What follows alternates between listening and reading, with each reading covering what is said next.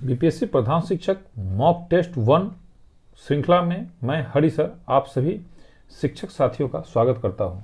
I hope आप अच्छे व स्वस्थ होंगे तथा कॉपी कलम व ओएमआर सीट लेकर बैठ गए होंगे इस माइंडसेट के साथ कि आप परीक्षा हॉल में परीक्षा दे रहे हैं। परीक्षा की अवधि 2 घंटे की है, अर्थात एक प्रश्न आपको 30 सेकेंड में बना लेना है। इसलिए मैं आपको 30 सेकेंड में प्रश्न पढ़कर समझा दूंगा। वो आपको जो ऑप्शन सही लगे उसको कॉपी में या ओएमआर में लिख लेंगे तथा फाइनल स्कोर आपका कितना हुआ इस बात को निश्चित रूप से कमेंट करेंगे। अपना नाम व जिला का नाम जरूर लिखेंगे। पहला प्रश्न की ओर हम लोग चलते हैं। हमारा पहला प्रश्न है, बालक के व्यवहार के निर्धारण के विषय में निम्नलिखित में से वह व्यवहार कौन सा है जो न्यूनतम रूप से सत्य प्रतीत होता है। क्वेश्चन फिर से एक बार, बालक के व्यवहार के निर्धारण के विषय में निम्नलिखित में से वह व्यवहार कौन सा है जो न्यूनतम रूप से सत्य प्रतीत होता है। अब आपको इसमें से जो ऑप्शन सही बुझाता है ए, बी, सी और डी, आप उसमें से अपने कॉपी में लिखें कि इसका ऑप्शन ए है या बी है या सी है या डी है। मैं चारों ऑप्शन को पढ़ नहीं रहा हूं, जो आपको सही लगे उसमें से आप सही लिखें। निश्चित रूप से इसका उत्तर आपने डी मारा है। अगर डी मारा है तो आपका उत्तर सही है, नहीं तो आपका उत्तर गलत है। पहला का उत्तर डी है।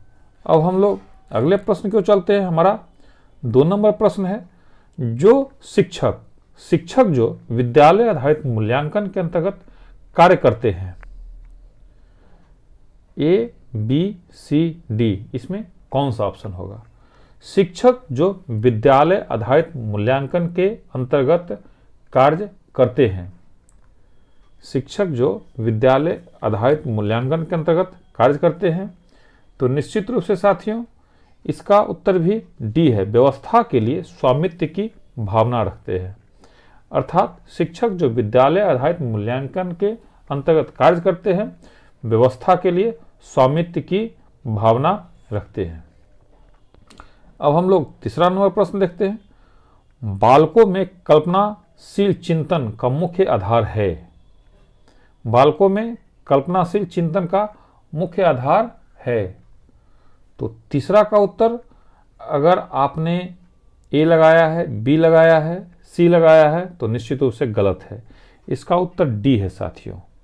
बालकों द्वारा यथार्थ सम्मत तर्क विकसित करने में, अर्थात बालकों में कल्पनाशील चिंतन का मुख्य आधार है। बालकों द्वारा यथार्थ सम्मत तर्क विकसित करने में, बालकों में कल्पनाशील चिंतन का मुख्य आधार है। बालकों द्वारा यथार्थ सम्मत तर्क विकसित करने में। चौथा, आउट ऑफ द बॉक्स सोच से संबंधित है। चौथा हमारा आउट ऑफ द बॉक्स सोच से संबंधित है। तो चौथा का उत्तर क्या है, आप अपने माइंड पर जोर दीजिए, क्योंकि इन सारे प्रश्नों को हमने लगातार पढ़ा है, लगातार प्रैक्टिस किया है। इसका उत्तर आपने बिल्कुल सही लगाया है। इसका उत्तर बी है, अपसारी चिंतन। आउट ऑफ द बॉक्स सोच से संबंधित है, अपसारी चिंतन से। आउट ऑफ द बॉक्स से सोच से संबंधित है, अपसारी चिंतन से। पांचवा, निम्नलिखित में से एक शिक्षक के लिए अपनी कक्षा में अनुशासन बनाए रखने के लिए क्या आवश्यक है। तो पांचवा का उत्तर साथियों निश्चित रूप से सी है। पांचवा का उत्तर आपने अगर सी लगाया है तो सही। बालकों के साथ विनम्र रहना किंतु दृढ़ भी रहना। बालकों के साथ विनम्र रहना किंतु दृढ़ भी रहना एक शिक्षक के लिए अपनी कक्षा में अनुशासन बनाए रखने के लिए आवश्यक है। साथियों प्रत्येक क्वेश्चन को हम पढ़ते हैं और कम से कम 3 से 4 सेकंड 5 सेकंड का आपको मैं टाइम दे रहा हूं। तो आपको मैं जैसा ही क्वेश्चन पढ़ूंगा, आपको जो ABCD जो अच्छा लगे कि जो इसका उत्तर सही है, क्योंकि इतना ही टाइम आपको परीक्षा हॉल में भी मिलेगा। एक क्वेश्चन को बनाने में आपको मैक्सिमम 30 सेकंड का टाइम मिलेगा। तो यहाँ पर आपको जो अच्छा लगे, अगर आपके पास OMR है तो आप OMR पर ABCD लिखें। अगर आपके पास कॉपी है तो निश्चित रूप से आप 1 से 150 तक का नंबरिंग कर लिए होंगे और जो आपको सही बुझाता है आप उसको टिक आउट करेंगे। अब छठा, एक शिक्षक एक कक्षा के कार्यों को एकत्र करके उन्हें पढ़ाता है। उसके बाद योजना बनाता है और छात्रों को जरूरतों को पूरा करने के लिए अगले पाठ को समायोजित करता है। ऐसा करके वह क्या कर रहा है? तो छठा का उत्तर निश्चित रूप से आपने सही लगाया होगा। छठा का उत्तर सी है। छठा का उत्तर साथियों सी है, अधिगम के लिए मूल्यांकन। छठा का उत्तर सही है सी, अधिगम के लिए मूल्यांकन। अर्थात एक शिक्षक एक कक्षा के कार्यों को एकत्र करके उन्हें पढ़ाता है, उसके बाद योजना बनाता है और छात्रों की जरूरतों को पूरा करने के लिए अगले पाठ को समायोजित करता है। ऐसा करके वह अधिगम के लिए मूल्यांकन कर रहा होता है। 7 नंबर, पावलोव ने अपने अधिगम सिद्धांत को किस रूप में प्रस्तुत किया है? पावलोव ने अपने अधिगम सिद्धांत को किस रूप में प्रस्तुत किया है? 7 नंबर आप दिमाग पर जोर दें कि इसका उत्तर क्या सही होगा। बिल्कुल आपने सही लगाया है। इसका उत्तर न सी है, न बी है, न डी है, इसका उत्तर ए है, शास्त्रीय अनुबंधन सिद्धांत। अर्थात पावलोव ने अपने अधिगम सिद्धांत को शास्त्रीय अनुबंधन सिद्धांत के रूप में प्रस्तुत किया है। इसका उत्तर 7वां का पहला है। 8वां, हम सब हमारी बुद्धिमत्ता, प्रेरणा, रुचि आदि के मामले में अलग हैं, यह सिद्धांत संबंधित है। 8वां का उत्तर आप सोचें, 8वां का उत्तर सही क्या है? निश्चित रूप से आपने बिल्कुल सही सोचा है। 8वां का उत्तर डी है, व्यक्तिगत भिन्नता से है। हम सब हमारी बुद्धिमत्ता, प्रेरणा, रुचि आदि के मामले में अलग हैं, यह सिद्धांत संबंधित है व्यक्तिगत भिन्नता से। हम सब हमारी बुद्धिमत्ता, प्रेरणा, रुचि आदि के मामले में अलग हैं, यह सिद्धांत संबंधित है व्यक्तिगत भिन्नता से। 9वां, व्यवहार में उत्तरोत्तर अनुकूलन की प्रक्रिया ही अधिगम है, निम्नलिखित में से यह किसका कथन है? तो साथियों आप अपने दिमाग पर जोर दें कि ये किसका कथन है। निश्चित आपने सही लगाया है, ये स्किनर महोदय का है, ये हमारे स्किनर महोदय का है। अर्थात व्यवहार में उत्तरोत्तर अनुकूलन की प्रक्रिया ही अधिगम है, ये कथन स्किनर महोदय का है। 10वां, विशेष आवश्यकता वाले बच्चों को शिक्षा प्रदान की जानी चाहिए। इसका ऑप्शन क्या होगा साथियों? आप सोचें इसका ऑप्शन क्या होगा। तो 10वां का ऑप्शन साथियों आप इस बात को भी ध्यान रखेंगे कि हमारा माइनस मार्किंग है, इसलिए आपको अगर जो ना लगे तो सबसे पहले आप बिल्कुल जो सही सही लग रहा है आप वो उसी को मारें। इसका उत्तर आप बिल्कुल सही लगा है, इसका उत्तर बिल्कुल सी है। इसका उत्तर सी है, अन्य समान बच्चों के साथ। अर्थात विशेष आवश्यकता वाले बच्चों को शिक्षा प्रदान की जानी चाहिए अन्य सामान्य बच्चों के साथ। विशेष आवश्यकता वाले बच्चों को शिक्षा प्रदान की जानी चाहिए अन्य सामान्य बच्चों के साथ। 11 नंबर, शैक्षिक संबंधी योजनाओं के निर्माण हेतु तो निम्नलिखित में से किसकी उपेक्षा की जानी चाहिए? शैक्षिक संबंधी योजनाओं के निर्माण हेतु तो निम्नलिखित में से किसकी उपेक्षा की जानी चाहिए? तो यहाँ साथियों उपेक्षा कह रहा है, इस बात पर आप ध्यान देंगे। इसका उत्तर क्या होगा? तो निश्चित आपने सही लगाया है, इसका उत्तर ए है, बालकों के पूर्व ज्ञान की। इसका उत्तर ये है, बालकों के पूर्व ज्ञान की। अर्थात शैक्षिक संबंधी योजनाओं के निर्माण हेतु तो बालकों के पूर्व ज्ञान की उपेक्षा की जानी चाहिए। 12 नंबर, स्कूलों में समावेशन मुख्य रूप से किस पर केंद्रित है? तो 12 का उत्तर साथियों निश्चित रूप से आपने सही लगाया है, 12 का उत्तर ए है। 12 का उत्तर ए है, विशेष श्रेणी के बच्चों के लिए सूक्ष्म प्रावधान करने पर।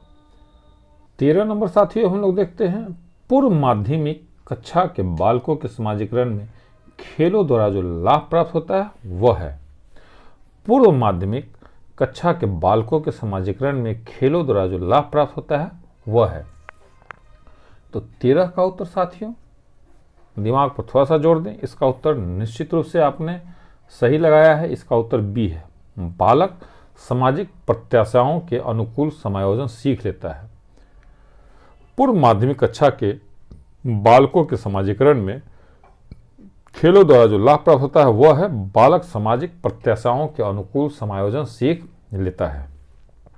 14 नंबर, अपनी ही तरह के जीव को उत्पन्न करना किसके अंतर्गत आता है? अपनी ही तरह के जीव को उत्पन्न करना किसके अंतर्गत आता है? तो 14 का उत्तर साथियों बिल्कुल आपने सही लगाया है, समानता के सिद्धांत के। 14 का उत्तर सी है, समानता के सिद्धांत के। अपने ही तरह के जीव को उत्पन्न करना किसके अंतर्गत आता है? समानता के सिद्धांत के। साथियों, ये हमारा जो प्रयास है मॉक टेस्ट का, आपको कैसा लगा? आप निश्चित रूप से YouTube पर कमेंट करेंगे। अगर आपको और इसी तरह का मॉक टेस्ट चाहिए तो आप निश्चित रूप से कमेंट करेंगे। अगर आप कमेंट करेंगे तो इसी तरह का मॉक टेस्ट आपको पुनः जो है सो 2-3 दिन के बाद बना के आपको दिया जाएगा, अगर आप कमेंट करेंगे तो। नहीं कमेंट करेंगे तो हम लगेगा कि मेरा प्रयास गलत दिशा में जा रहा है, तो उसके ऊपर फिर पुनः प्रयास नहीं किया जाएगा। जो हमारा टेस्ट का श्रृंखला है 21 + 10 प्रश्नों का, वही आपको प्रत्येक दिन दिया जाएगा। तो अगर आपको मॉक टेस्ट भी चाहिए बीच बीच में तो आप YouTube पर कमेंट करें। 15 नंबर, प्रशिक्षण स्थानांतरण का संबंध निम्नलिखित में से किसके साथ है? प्रशिक्षण स्थानांतरण का संबंध निम्नलिखित में से किसके साथ है? तो 15 का उत्तर क्या होगा?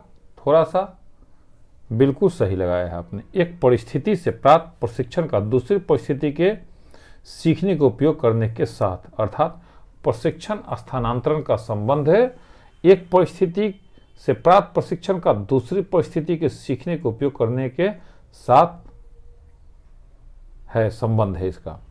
तो आप अगर ऐसा मान के चल रहे हैं कि आप परीक्षा हॉल में हैं, तो उसी माइंडसेट में आप, जब मैं आपको प्रश्न करता हूं तो आपको जो ABCD सही लगे आप उसको टिक आउट कर लें, और लास्ट में आपको कितना नंबर आया YouTube पर कमेंट निश्चित रूप से करेंगे। 16, समाजीकरण का अर्थ है। समाजीकरण का अर्थ है, क्या अर्थ है आप देखिए। निश्चित रूप से आपने सही लगाया है, सामाजिक मानदंडों को अपनाना। अगर आपने डी नहीं लगाया है, अन्य कोई लगाया है, तो उसको आप अपना उत्तर को सुधारेंगे नहीं। जो गलत है, गलत का आप 0.25% नंबर काट के ही मार्किंग करेंगे, अर्थात 4 प्रश्नों पर आपका 1 नंबर कट जाएगा। ऐसा मार्किंग करने के बाद भी आपको कितना नंबर आया है, आप अपना स्कोर YouTube पर कमेंट करेंगे जिला के साथ। अगर आपको कम नंबर आ रहा है तो घबराने की आवश्यकता नहीं है।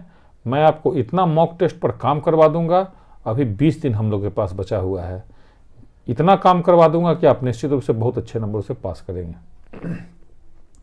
17 नंबर, निम्नलिखित में से किसको अभिक्रमित अनुदेशन का जन्मदाता माना जाता है? तो 17 नंबर, निम्नलिखित में से किसको अभिक्रमित अनुदेशन का जन्मदाता माना जाता है? तो आपने बिल्कुल सही लगाया है, इसका उत्तर ए है, ऑपरेंट कंडीशनिंग को।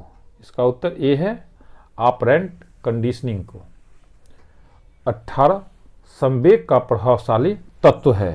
संवेग का प्रभावशाली तत्व है, इसका भी उत्तर आपने बिल्कुल सही लगाया है। अगर BCD लगाया है तो गलत, इसका उत्तर ए है, भाव। संवेग का प्रभावशाली तत्व है भाव, संवेग का प्रभावशाली तत्व है भाव। 19, प्राथमिक कक्षा के बालकों में पाए जाने वाला वह सर्वोच्च कारक है जो बालकों की मित्र भावना को स्पष्ट रूप से प्रदर्शित करता है। प्राथमिक कक्षा के बालकों में पाए जाने वाला वह सर्वोच्च कारक है जो बालकों की मित्र भावना को स्पष्ट रूप से प्रदर्शित करता है। तो 19 का उत्तर साथियों बिल्कुल सही लगाया है आपने, 19 का उत्तर डी है। दूसरा आपने लगाया है तो आपका उत्तर गलत है, आप 0.25% नंबर काट के ही अपना स्कोरिंग करेंगे। अर्थात प्राथमिक कक्षा के बालकों में पाए जाने वाला वह सर्वोच्च कारक है जो बालकों की मित्र भावना को स्पष्ट रूप से प्रदर्शित करता है, साथ साथ खेल की भावना, और ऐसा हम अपने विद्यालयों में प्रत्येक दिन देखते हैं। अब 20 नंबर, शिक्षा के प्रगतिशील मॉडल के अनुसार एक बच्चे के समाजीकरण का उद्देश्य है। शिक्षा के प्रगतिशील मॉडल के अनुसार एक बच्चे के समाजीकरण का उद्देश्य है। तो निश्चित रूप से साथियों इसका उत्तर बी है, बच्चों को एक समूह में सक्रिय भागीदारी बनाना और सामाजिक कौशल विकसित करना। अर्थात बच्चों को एक समूह में सक्रिय भागीदारी बनाना और सामाजिक कौशल विकसित करना। अर्थात शिक्षा के प्रगतिशील मॉडल के अनुसार एक बच्चे के समाजीकरण का उद्देश्य बच्चों को एक समूह में सक्रिय भागीदारी बनाना और सामाजिक कौशल विकसित करना।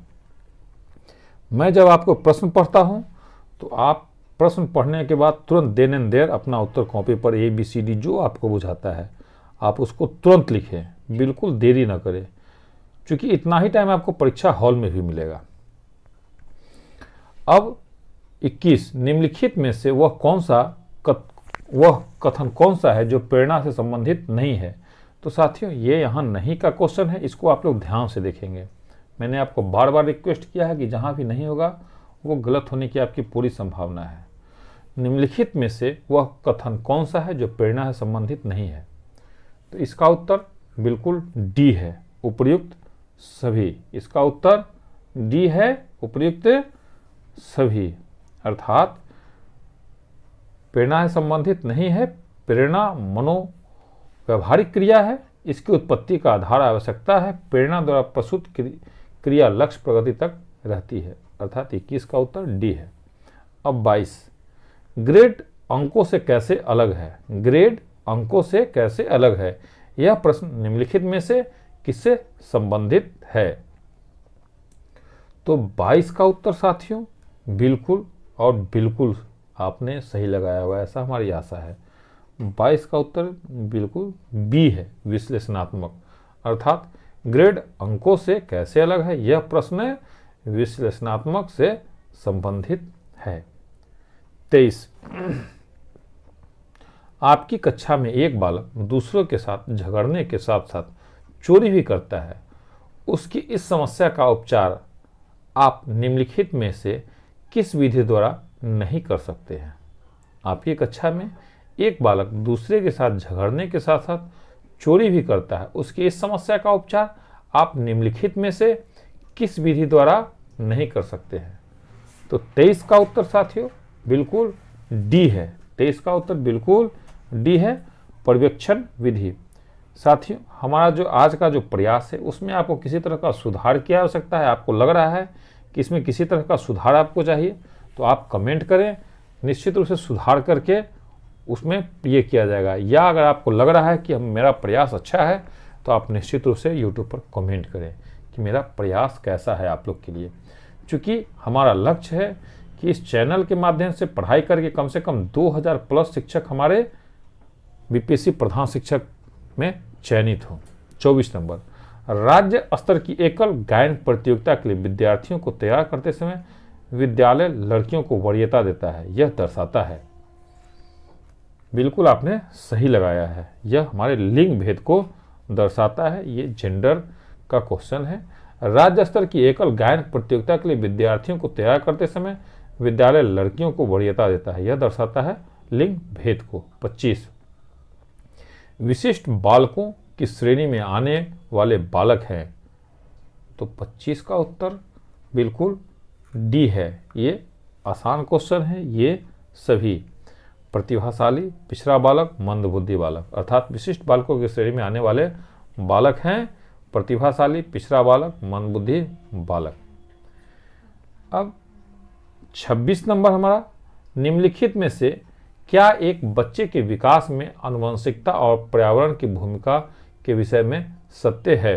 निम्नलिखित में से क्या एक बच्चे के विकास में आनुवंशिकता और पर्यावरण की भूमिका के विषय में सत्य है। तो 26 का उत्तर साथियों निश्चित और निश्चित ए है। साथियों और जिनका सापेक्ष योगदान योगात्मक नहीं है। साथियों और जिनका सापेक्ष योगदान योगात्मक नहीं है। 27 नंबर यदि आप कक्षा 7 में पढ़ा रहे हैं, बार बार पूछने पर भी एक बालक आपके प्रश्नों का उत्तर नहीं दे रहा है, यदि उस बालक को कक्षा में ही अपमानित किया जाए तो 27 का उत्तर साथियों ऐसा हम लोग निश्चित रूप से रूबरू होते हैं। 27 का उत्तर सभी लोगों ने निश्चित सही लगाया है और इसका उत्तर डी है। अर्थात उसमें हीन भावना पैदा हो सकती है, बी उसमें घृणा की भावना पैदा हो सकती है, सी वह लड़ाकू बन सकता है। तो 27 का उत्तर डी है। 28 निम्नलिखित में से अधिगम को अभिप्रेरित करने वाला कारक कौन सा है? निम्नलिखित में से अधिगम को अभिप्रेरित करने वाला कारक कौन सा है? 28 का उत्तर निश्चित डी है। 28 का उत्तर निश्चित रूप से आपने डी लगाया है। लक्ष्य को प्राप्त करने पर व्यक्तिगत संतुष्टि, लक्ष्य को प्राप्त करने पर व्यक्तिगत संतुष्टि अधिगम को अभिप्रेरित करने वाला कारक है। 29, निम्नलिखित में से कौन एक समस्यात्मक बालक का उदाहरण है? निम्नलिखित में से कौन एक समस्यात्मक बालक का उदाहरण है? तो 29 करने वाला निश्चित आपने सही लगाया। चोरी करने वाले बालक, चोरी करने वाले बालक समस्यात्मक बालक का उदाहरण है, चोरी करने वाला बालक। अब 30, जोखिम उठाने की क्षमता के लिए लड़कों की अक्सर प्रशंसा की जाती है जबकि लड़कियों की अवहेलना की जाती है। यह एक उदाहरण है। तो निश्चित आप लोगों ने बिल्कुल ये सही ही लगाया होगा, ऐसा हमारा आशा है। इसका उत्तर सी है, लिंग भेद का। इसका उत्तर है सी, लिंग भेद का। अब हम लोग 31 नंबर प्रश्न की ओर चलते हैं। हमारा 31 नंबर प्रश्न है, प्राथमिक विद्यालय का एक उद्देश्य है। प्राथमिक विद्यालय का एक उद्देश्य है। आपने क्या बनाया है? बिल्कुल आपने सही बनाया है। इसका उद्देश्य है बी, छात्रों को सुधार करना। प्राथमिक विद्यालय का एक उद्देश्य है छात्रों को सुधार करना। चैनल पर अगर कोई भाई या बहन पहली बार है या बिना सब्सक्राइब किए हुए है तो सिलेक्शन के लिए ईमानदारी से सब्सक्राइब करें, क्योंकि हमारा उद्देश्य है कि सभी लोगों को सरकारी नौकरी हो और वो बीपीएससी प्रधान शिक्षक में चयनित हो। तो चैनल को निश्चित रूप से आप लोग सब्सक्राइब कर लेंगे, क्योंकि यहाँ पर प्रत्येक दिन प्रश्नों की श्रृंखला को अपलोड किया जाता है। तो जब आप चैनल को सब्सक्राइब कर लेंगे तो एक भी सेट आपको मिस नहीं होगा।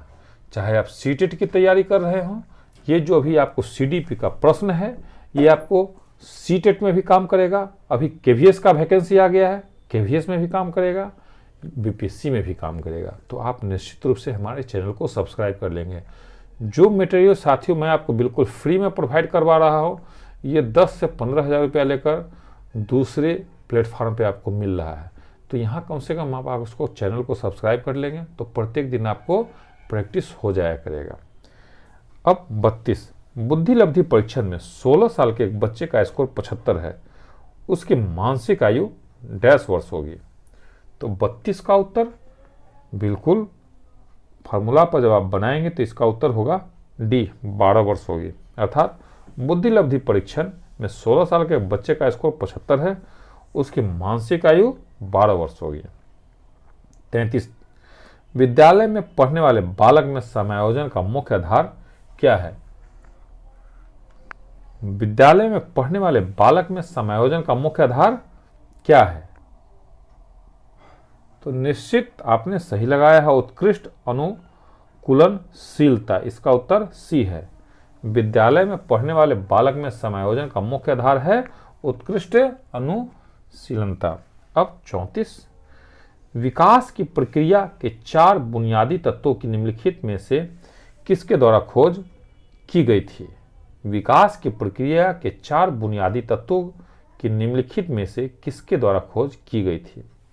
तो 34 का उत्तर साथियों आपने सही लगाया है। 34 का उत्तर सही लगाया है पियाजे महोदय के द्वारा। 34 का उत्तर सही है पियाजे महोदय के द्वारा।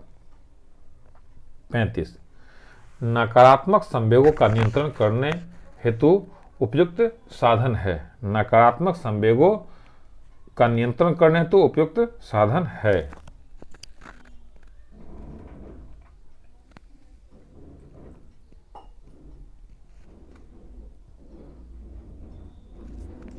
तो आपने बिल्कुल सही लगाया है। इसका उत्तर सी है। इसका उत्तर सी है, सदैव प्रसन्नतादायी कार्यों में लिप्त रहा जाना। नकारात्मक संवेगों का नियंत्रण करने हेतु उपयुक्त साधन है सदैव प्रसन्नतादायी कार्यों में लिप्त रहा जाए।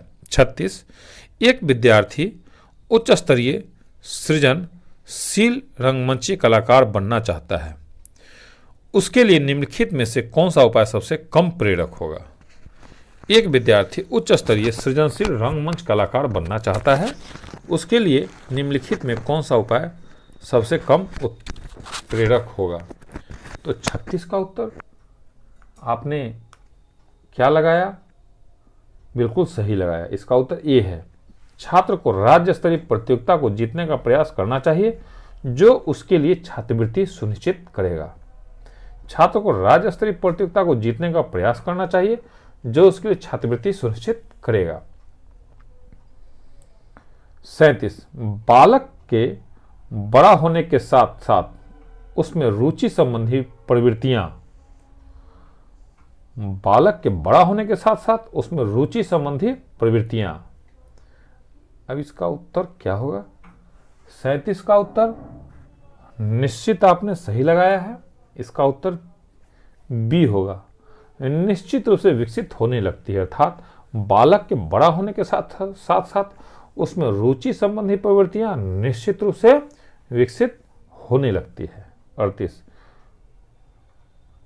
कोलबर्ग के अनुसार शिक्षक बच्चों में निम्नलिखित में से किसके माध्यम से नैतिक मूल्यों का विकास कर सकते हैं? कोलबर्ग के अनुसार शिक्षक बच्चों में निम्नलिखित में से किसके माध्यम से नैतिक मूल्यों का विकास कर सकते हैं? तो 38 का उत्तर निश्चित सी है। नैतिक मुद्दों पर विचार विमर्श में शामिल करके, नैतिक मुद्दों पर विचार विमर्श में शामिल करके। 39 यदि आपको छात्रों की ओर सदैव यह शिकायत मिलती रहती है कि आप कक्षा में पढ़ाते समय जल्दी जल्दी बोलते हैं, इसका प्रमुख कारण हो सकता है। आपको छात्रों की ओर से सदैव यह शिकायत मिलती रहती है कि आप कक्षा में पढ़ाते समय जल्दी जल्दी बोलते हैं, इसका प्रमुख कारण हो सकता है। निश्चित आपने सही लगाया होगा। इसका उत्तर आपने बिल्कुल सही लगाया है।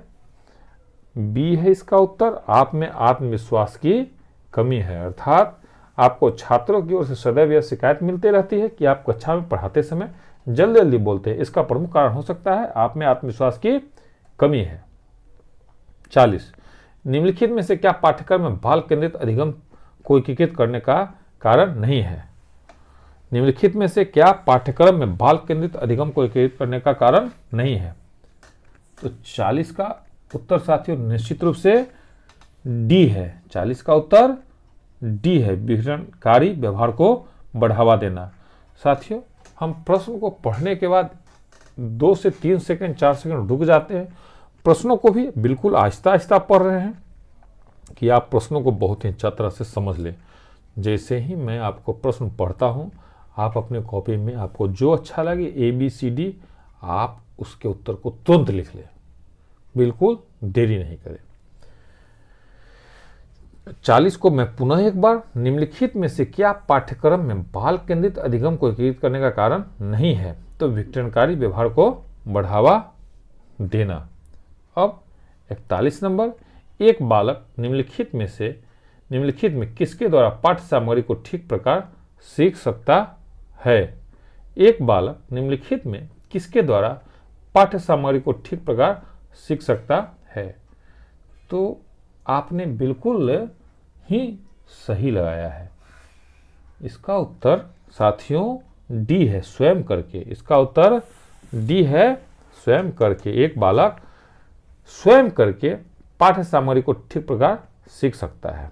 अब 42, एरिक्सन के मनोसामाजिक सिद्धांत के अनुसार किशोरावस्था में घटने वाली बड़ी घटना क्या है? 42 का उत्तर बिल्कुल और बिल्कुल सी है, विद्यालय में रिश्ते बनाना।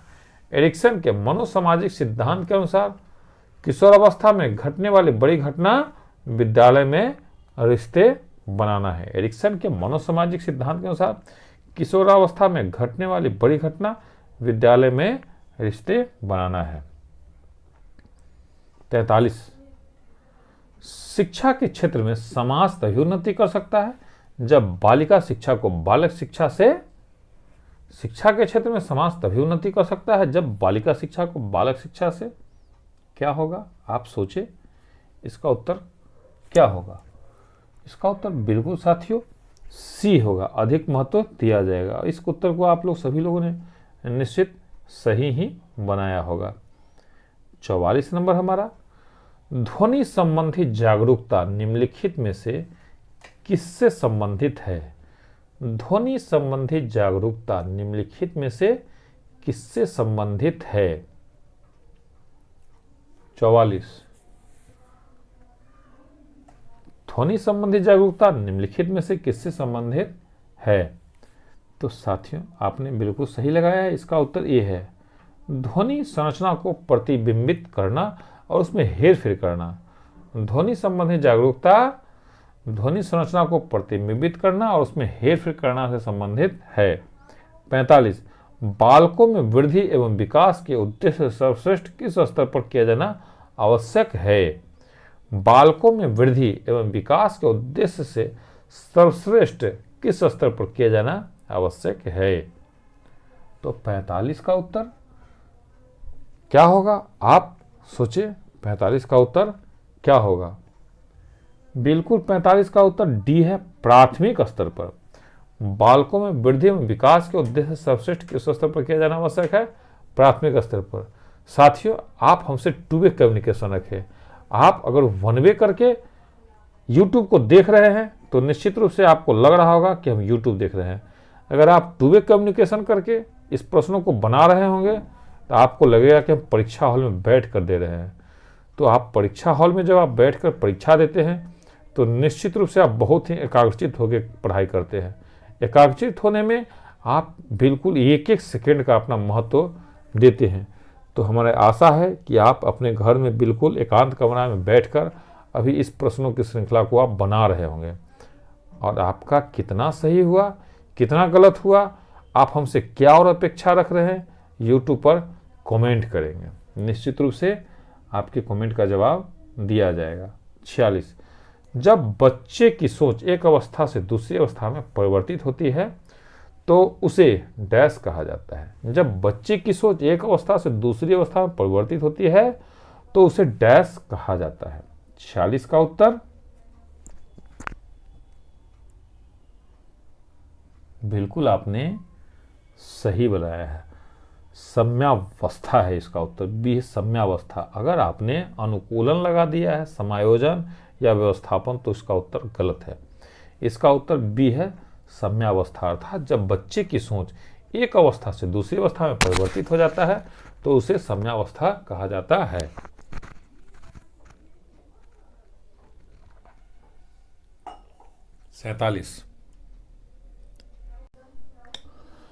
47, छोटे बच्चों की ज्ञानेंद्रियों को क्रियाशील व सक्षम बनाने हेतु, छोटे बच्चों की ज्ञानेंद्रियों को क्रियाशील व सक्षम बनाने हेतु, तो 47 का उत्तर साथियों सी है, उनको क्रियाशील रखेंगे।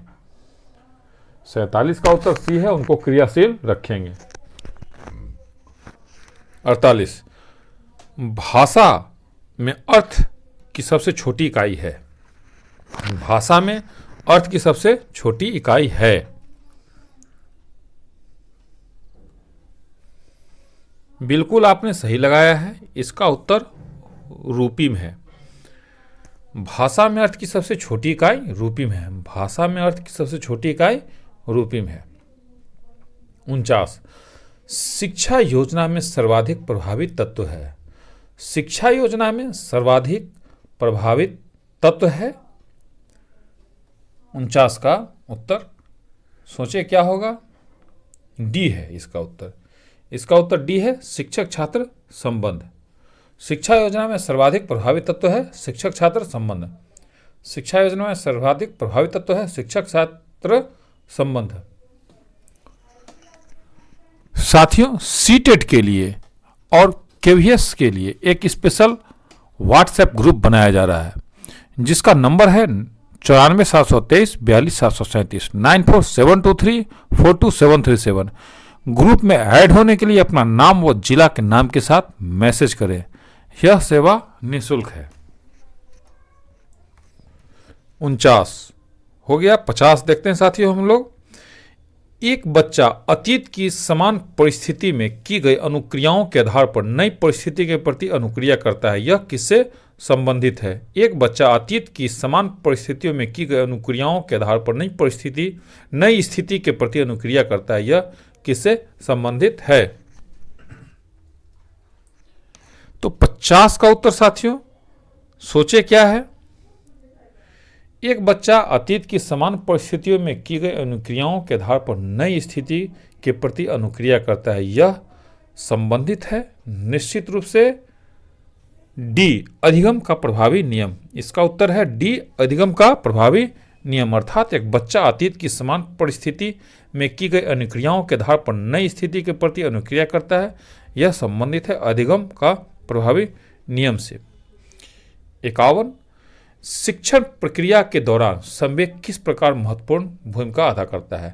शिक्षण प्रक्रिया के दौरान संवेग किस प्रकार महत्वपूर्ण भूमिका अदा करता है? इसका उत्तर 51 का डी है। इसका भी उत्तर साथियों निश्चित रूप से डी है।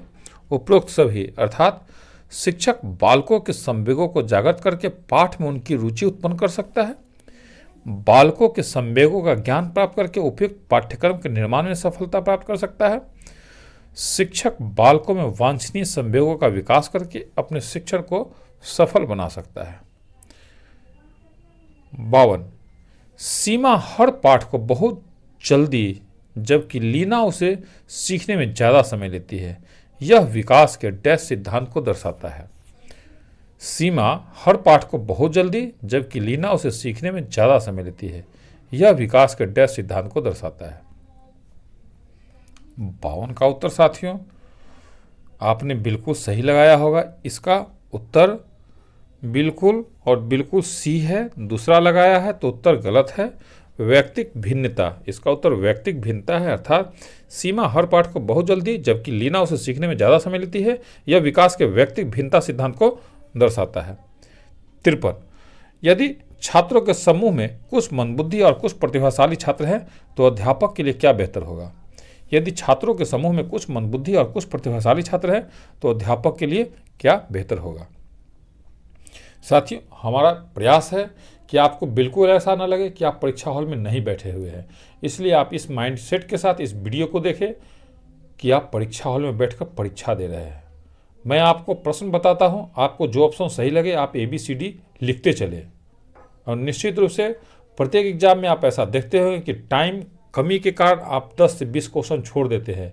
इसलिए आपको यहाँ बिल्कुल टाइम का बाउंडेशन ऐसा है कि आपको एक भी, अगर हमारे मॉक टेस्ट को अगर आप 5-10 मॉक टेस्ट पर आप हाथ बैठा लेंगे तो निश्चित रूप से आपका एक भी क्वेश्चन नहीं छूटेगा, इसकी गारंटी है। तो 53, यदि छात्र समूह में कुछ मंदबुद्धि और कुछ प्रतिभाशाली छात्र हैं तो अध्यापक के लिए क्या बेहतर होगा? तो 53 का उत्तर आपने बिल्कुल, अगर डी लगाया तो सही, नहीं तो आपका उत्तर गलती है। बी एवं सी दोनों, अर्थात शिक्षण के स्तर को मध्यम पर रखना ताकि प्रतिभाशाली छात्रों को अधिक नीरस न लगे, और सी मंदबुद्धि छात्रों के लिए अतिरिक्त शिक्षण का प्रबंध करना। अर्थात यदि छात्रों के समूह में कुछ मंदबुद्धि और कुछ प्रतिभाशाली छात्र हैं तो अध्यापक के लिए बेहतर होगा कि शिक्षण के स्तर को मध्यम पर रखना ताकि प्रतिभाशाली छात्रों को अधिक नीरस न लगे एवं मंदबुद्धि छात्रों के लिए अतिरिक्त शिक्षण का प्रबंध करना। 54, निम्नलिखित में से कौन सा मुख्य रूप से आनुवंशिकता संबंधी कारक है? निम्नलिखित में से कौन सा मुख्य रूप से आनुवंशिकता संबंधी कारक है? तो 54 का उत्तर बिल्कुल सी है, आंखों का रंग। इसका उत्तर सी है, आंखों का रंग। आंखों का रंग आनुवंशिकता संबंधी कारक है। आंखों का रंग आनुवंशिकता संबंधी कारक है। 55, यदि किसी छोटे बच्चे में अपने आसपास बैठने वाले अन्य बच्चों की छोटी छोटी चीज़ें चुराने की आदत है तो शिक्षक के रूप में आप इस संबंध में सबसे पहले क्या उपाय करेंगे? यदि किसी छोटे बच्चे में अपने आसपास बैठने वाले अन्य बच्चों की छोटी छोटी चीज़ें चुराने की आदत है तो शिक्षक के रूप में आप इस संबंध में सबसे पहले क्या उपाय करेंगे?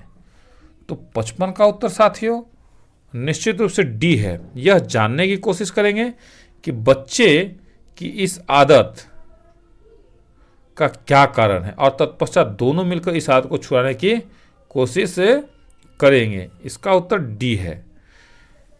अर्थात यदि किसी छोटे बच्चे में अपने आसपास बैठने वाले अन्य बच्चों की छोटी छोटी चीज चुराने की आदत है, तो शिक्षक के रूप में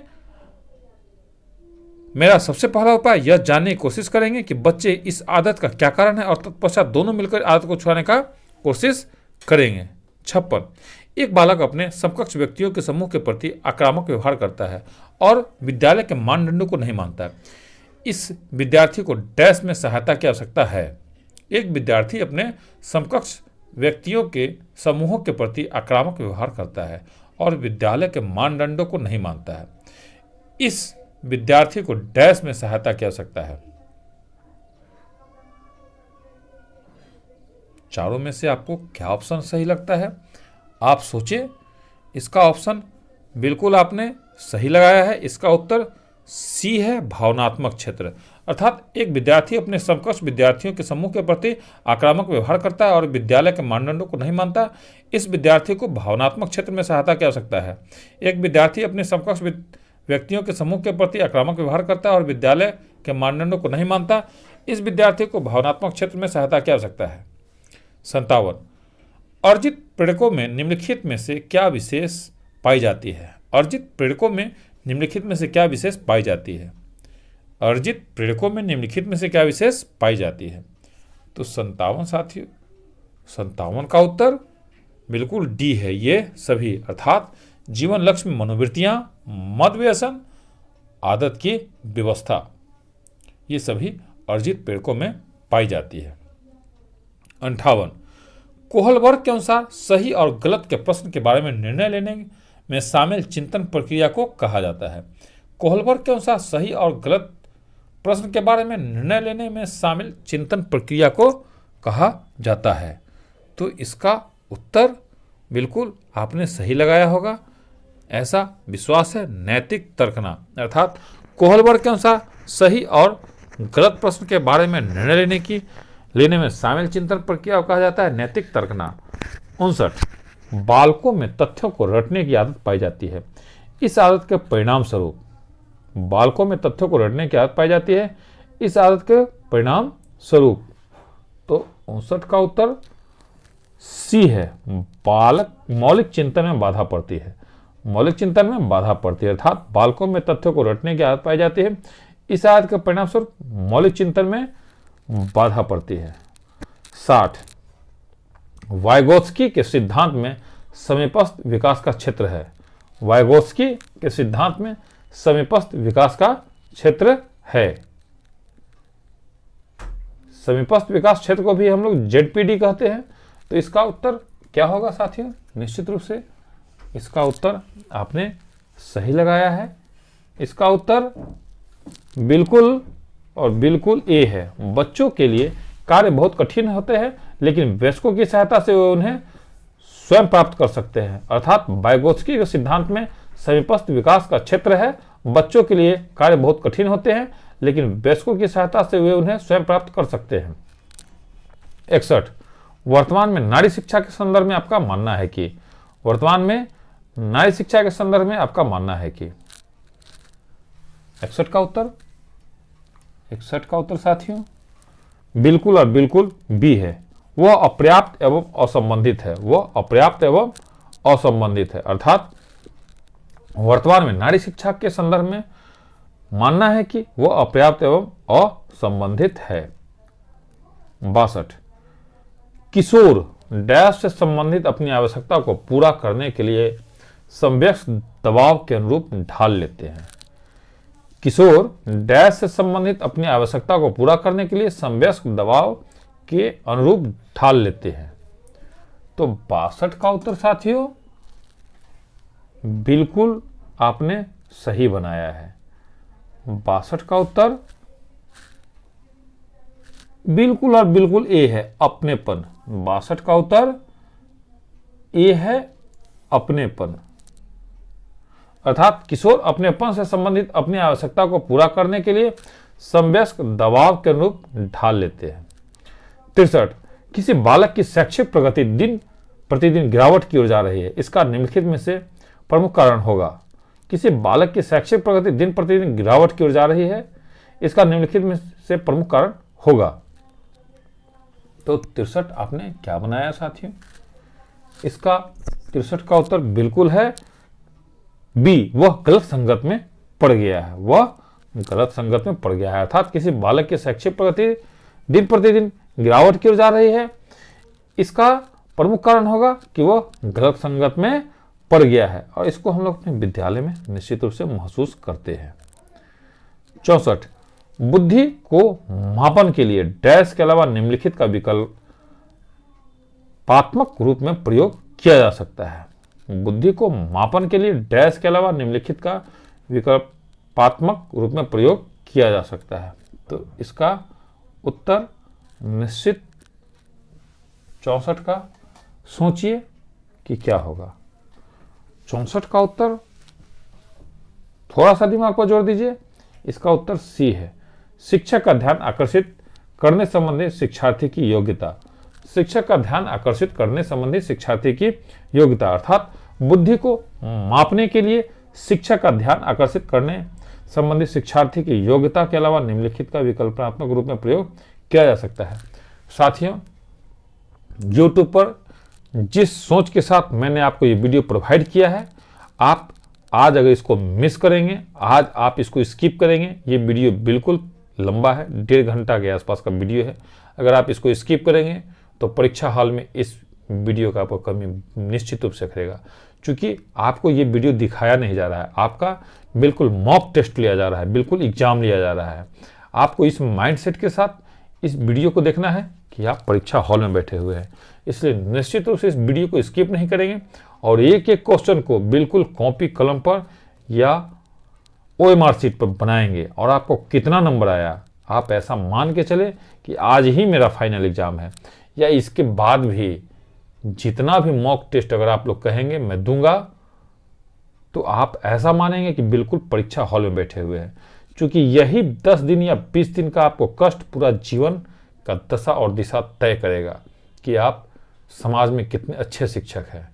तो आज आपको एक मौका मिला है कि आप अपना कैटेगरी को चेंज कर सके, तो निश्चित रूप से इस मॉक टेस्ट को परीक्षा हॉल में बैठे हुए परीक्षार्थी की तरह ही बनाएंगे। इसको YouTube की वीडियो की तरह देखने का बिल्कुल भूल न करेंगे। कॉपी कलम पर आप निश्चित रूप से इसको बना रहे होंगे, देख बिल्कुल नहीं रहे होंगे। धन्यवाद। अब 65, कक्षा शिक्षण का परिणाम होना चाहिए। कक्षा शिक्षण का परिणाम होना चाहिए। 65 का उत्तर बिल्कुल ये है, विद्यार्थियों के दृष्टिकोण में परिवर्तन आना। कक्षा शिक्षण का परिणाम होना चाहिए विद्यार्थियों के दृष्टिकोण में परिवर्तन आना। कक्षा शिक्षण का परिणाम होना चाहिए विद्यार्थियों के दृष्टिकोण में परिवर्तन आना। कक्षा शिक्षण का परिणाम होना चाहिए विद्यार्थियों के दृष्टिकोण में परिवर्तन आना। मैं प्रत्येक ऑप्शन को 2 से 3 बार बोल देता हूं, इससे आपको यह फायदा होगा कि आपको प्रश्नों को याद भी हो जाएगा, आपका रिपीट भी हो जाएगा, और आपको ये मॉक टेस्ट बनाने से ये फायदा होगा कि आप की तैयारी इतनी अच्छी हो जाएगी कि आप बिल्कुल परीक्षा में अच्छे नंबर से पास करेंगे। 66, अपने पाठ को शीघ्र पूरा करने के लिए शिक्षक अपनी पसंद के वरीयता वाले शिक्षार्थी समूह से उत्तरों की अपेक्षा करते हैं। यह अपने पाठ को शीघ्र पूरा करने के लिए शिक्षक अपनी पसंद के वरीयता वाले शिक्षार्थी समूह से उत्तरों की अपेक्षा करते हैं। यह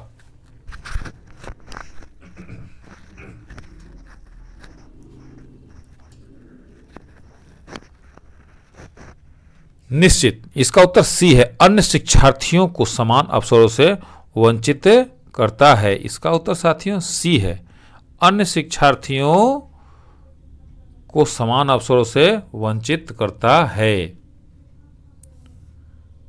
अर्थात अपने पाठ को शीघ्र पूरा करने के लिए शिक्षक अपनी पसंद के वरीयता वाले शिक्षार्थी समूह से उत्तरों की अपेक्षा करते हैं। यह अन्य शिक्षार्थियों को समान अवसरों से वंचित करता है। अपने पाठ को शीघ्र पूरा करने के लिए शिक्षक अपनी पसंद के वरीयता वाले शिक्षार्थी समूह से उत्तरों की अपेक्षा करते हैं। यह अन्य शिक्षार्थियों को समान अवसरों से वंचित करता है।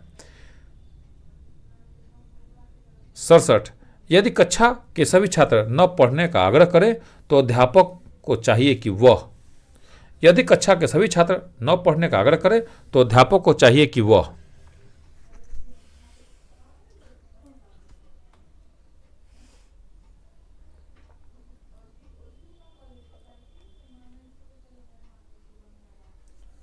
तो साथियों निश्चित रूप से आपने इसका उत्तर बिल्कुल और बिल्कुल सी लगाया है। रुचिकर ढंग से सुनने सुनाने का कार्य करेंगे, रुचिकर ढंग से सुनने सुनाने का कार्य करेंगे। अर्थात यदि कक्षा के सभी छात्र न पढ़ने का आग्रह करें तो अध्यापक को चाहिए कि वो रुचिकर ढंग से सुनने सुनाने का कार्य करेंगे। यदि कक्षा के सभी छात्र न पढ़ने का आग्रह करें तो अध्यापक को चाहिए कि वह रुचिकर ढंग से सुनने सुनाने का कार्य करें। साथियों हमारे जो ये प्रयास है इसमें आपको किसी तरह का बदलाव की अपेक्षा है तो आप निश्चित रूप से कमेंट करें, बदलाव निश्चित रूप से किया जाएगा।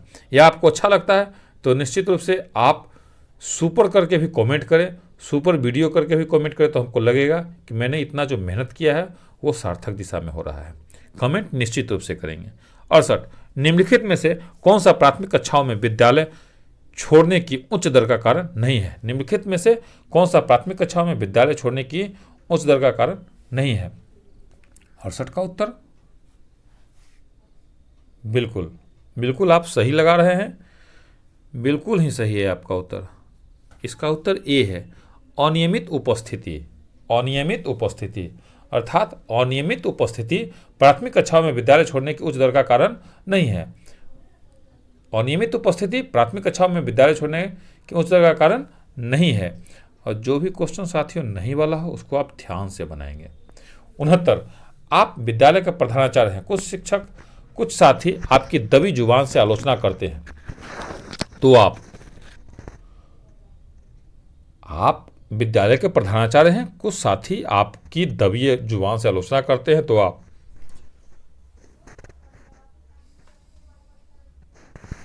बिल्कुल ए है, आत्मनिरीक्षण करेंगे। इसका उत्तर ए है, आत्मनिरीक्षण करेंगे। जैसा ही हमारी कोई आलोचना करता है तो हमें आत्मनिरीक्षण करनी चाहिए। 70 शिक्षार्थियों में उपस्थित व्यक्तिगत भिन्नताएं डैश को शामिल करने का आधार बन सकती है। शिक्षार्थियों में उपस्थित व्यक्तिगत भिन्नताएं डैश को शामिल करने का आधार बन सकती हैं। तो 70 का उत्तर साथियों निश्चित और निश्चित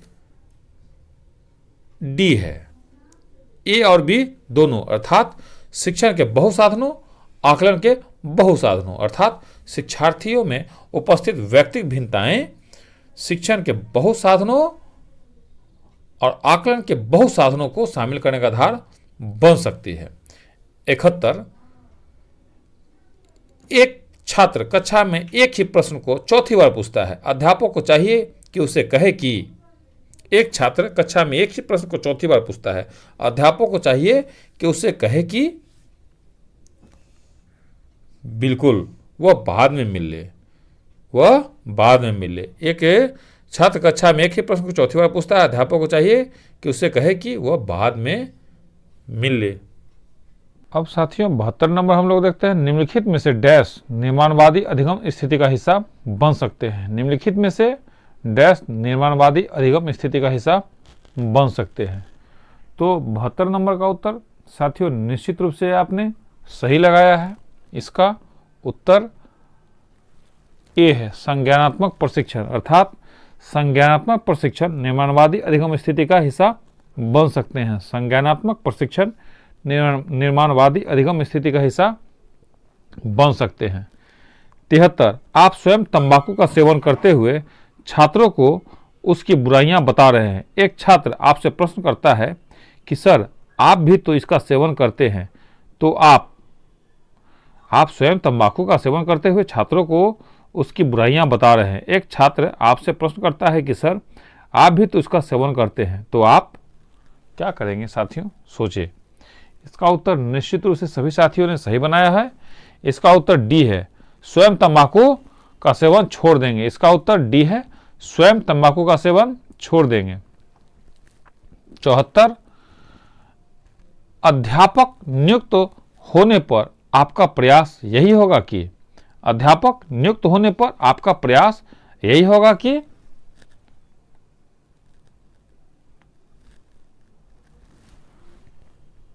निश्चित रूप से आपने इसका उत्तर सही बनाया है। सी स्वयं को संतुलित रखेंगे। अध्यापक नियुक्त होने पर आपका प्रयास होगा कि स्वयं को संतुलित रखे। अगला प्रश्न, कक्षा में उपलब्धि अभिप्रेरणा को प्रोत्साहित करने के लिए शिक्षार्थियों को यह बताना चाहिए कि उनके अच्छे ग्रेड का कारण है। कक्षा कक्ष में उपलब्धि अभिप्रेरणा को प्रोत्साहित करने के लिए शिक्षार्थियों को यह बताना चाहिए कि उनके अच्छे ग्रेड का कारण है। तो निश्चित रूप से आपने इसका उत्तर ए दिया है, उनकी अपनी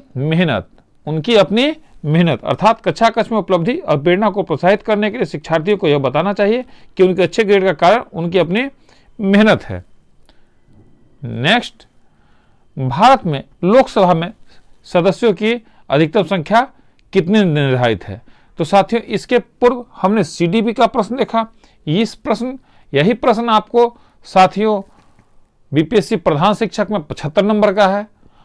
यही प्रश्न आपको सीटेट में भी पूछा जाएगा, यही प्रश्न आपको केवीएस में पूछा जाएगा, तमाम तरह के टेट के परीक्षा में पूछा जाएगा। अब उसके बाद जो प्रश्नों की दूसरी श्रृंखला है, दूसरे विषय हैं, उससे प्रश्न इसमें समाहित किया गया है। 76 नंबर, भारत में लोकसभा के सदस्यों की अधिकतम संख्या कितनी निर्धारित है? भारत में लोकसभा के सदस्यों की अधिकतम संख्या कितनी निर्धारित है?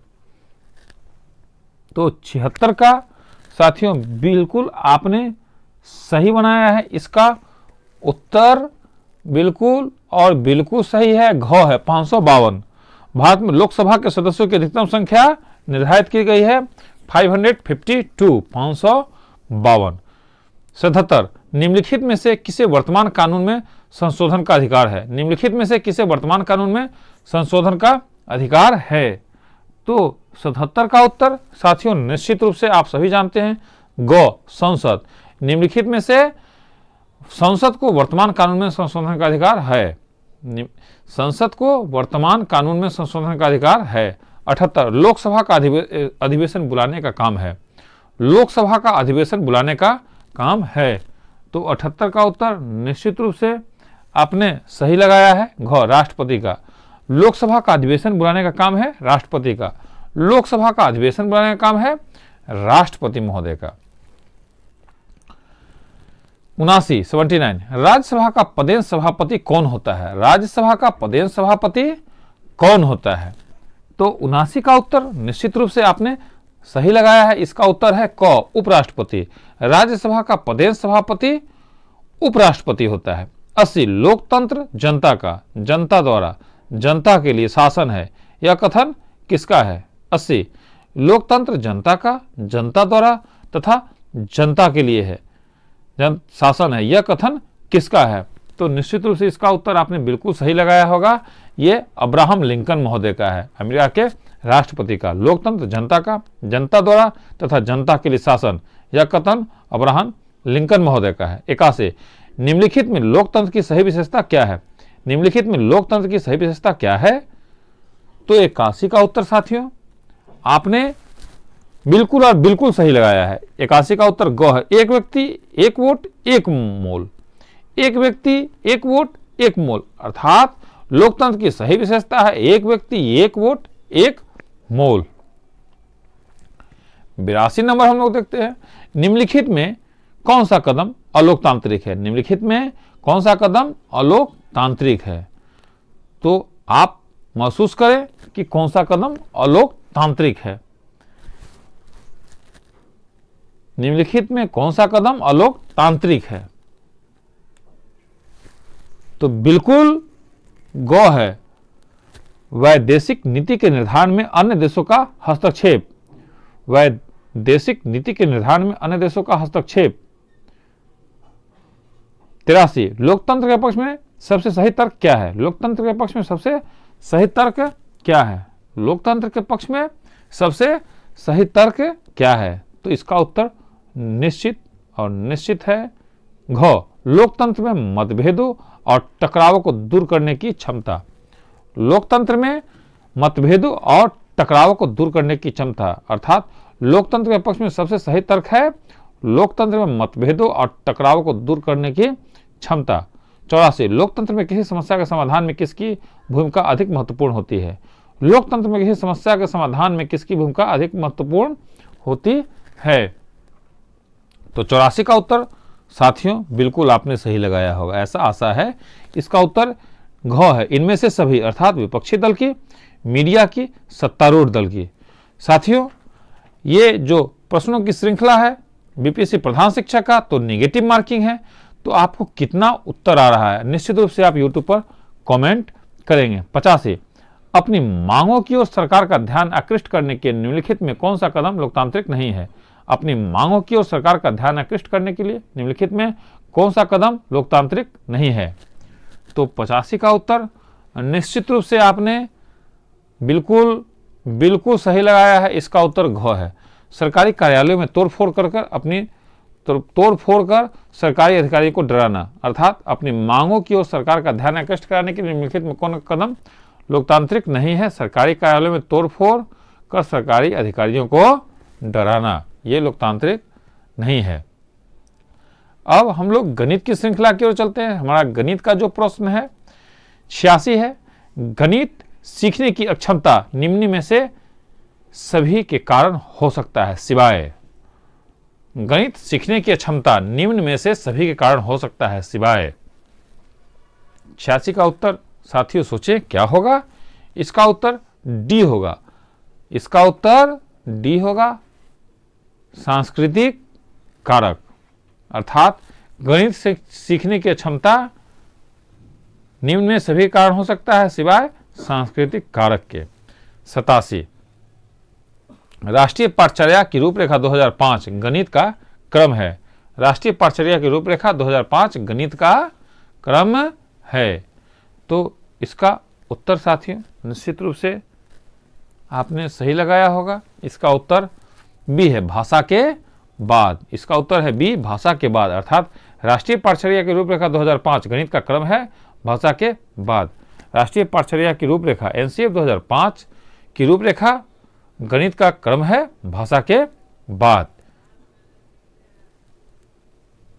88 शिवांगी एक शिक्षिका है जो दूसरी कक्षा के छात्रों को अतिरिक्त पढ़ा रही है। निम्न में से कौन सी एक अनुसरण करने के लिए सबसे उपयुक्त रणनीति है। शिवांगी एक शिक्षिका है जो दूसरी कक्षा के छात्रों को अतिरिक्त पढ़ा रही है। निम्न में से कौन सी एक अनुसरण करने के लिए सबसे उपयुक्त रणनीति है। तो 88 साथियों, 88 का उत्तर निश्चित आपने सही लगाया है। अगर ऐसा नहीं लगाया है तो आप अपने उत्तर को करेक्शन करें। नहीं करेंगे, इसका उत्तर है सी, शब्द समस्याओं के माध्यम से जोर पेश किया जाना चाहिए। आप अपने उत्तर का करेक्शन अभी नहीं करेंगे। आपका फाइनल मार्किंग कितना है इसको कमेंट करने के बाद ही आप अपने उत्तर को करेक्शन करेंगे। अर्थात शिवांगी एक शिक्षिका है जो दूसरी कक्षा के छात्रों को अतिरिक्त पढ़ा रही है। शब्द समस्याओं के माध्यम से जोर पेश किया जाना चाहिए, एक अनुसरण करने के लिए सबसे उपयुक्त रणनीति है। 89 निम्न में से कौन सा शिक्षण अधिगम संसाधन 2 दशमलव संख्याओं के योग की अवधारणा को सिखाने के लिए सबसे उपयुक्त होगा। निम्न में से कौन सा शिक्षण अधिगम संसाधनों 2 दशमलव संख्याओं के योग की अवधारणा को सिखाने के लिए सबसे उपयुक्त होगा। तो 89 का उत्तर निश्चित आपने सही लगाया है, ऐसा आशा है। इसका उत्तर सी है। इसका उत्तर साथियों सी है, ग्राफ पेपर। 89 का उत्तर सी है, ग्राफ पेपर। चैनल पर अगर कोई भाई या बहन पहली बार है या बिना सब्सक्राइब किए हुए हैं तो सिलेक्शन के लिए ईमानदारी से सब्सक्राइब करें, क्योंकि हमारा उद्देश्य है कि सभी लोगों को सरकारी नौकरी हो और सभी लोगों को जो हमारा वीडियो की जो श्रृंखला है वो अपडेट पोजीशन में मिलते रहे। तो जैसे ही आप चैनल सब्सक्राइब करते हैं तो हम जो भी वीडियो बनाते हैं और प्रत्येक दिन हम एक वीडियो बनाकर निश्चित रूप से अपलोड करते हैं। तो जब आप सब्सक्राइब कर लेते हैं तो आपको खोजने की आवश्यकता नहीं पड़ेगी और बेल आइकन को आप निश्चित रूप से ऑन कर लेंगे। 90 नंबर गणित वर्ग में संचार से तात्पर्य विकासशील क्षमता से है। गणित वर्ग में संचार से तात्पर्य विकासशील क्षमता से है। तो 90 का उत्तर बिल्कुल और बिल्कुल सही है। इसका उत्तर आपने सही मारा है, डी, गणित सोच को व्यवस्थित, समेकित और व्यक्त। गणितीय सोच को व्यवस्थित, समेकित और व्यक्त। गणित वर्ग में संचार से तात्पर्य विकासशील क्षमता से है। गणितीय सोच को व्यवस्थित, समेकित और व्यक्त। 51 नंबर गणित की प्रकृति के विषय में निम्न में से कौन सा कथन सत्य नहीं है। गणित की प्रकृति के विषय में निम्न में से कौन सा कथन सत्य नहीं है? गणित की प्रकृति के विषय में निम्न में कौन सा कथन सत्य नहीं है?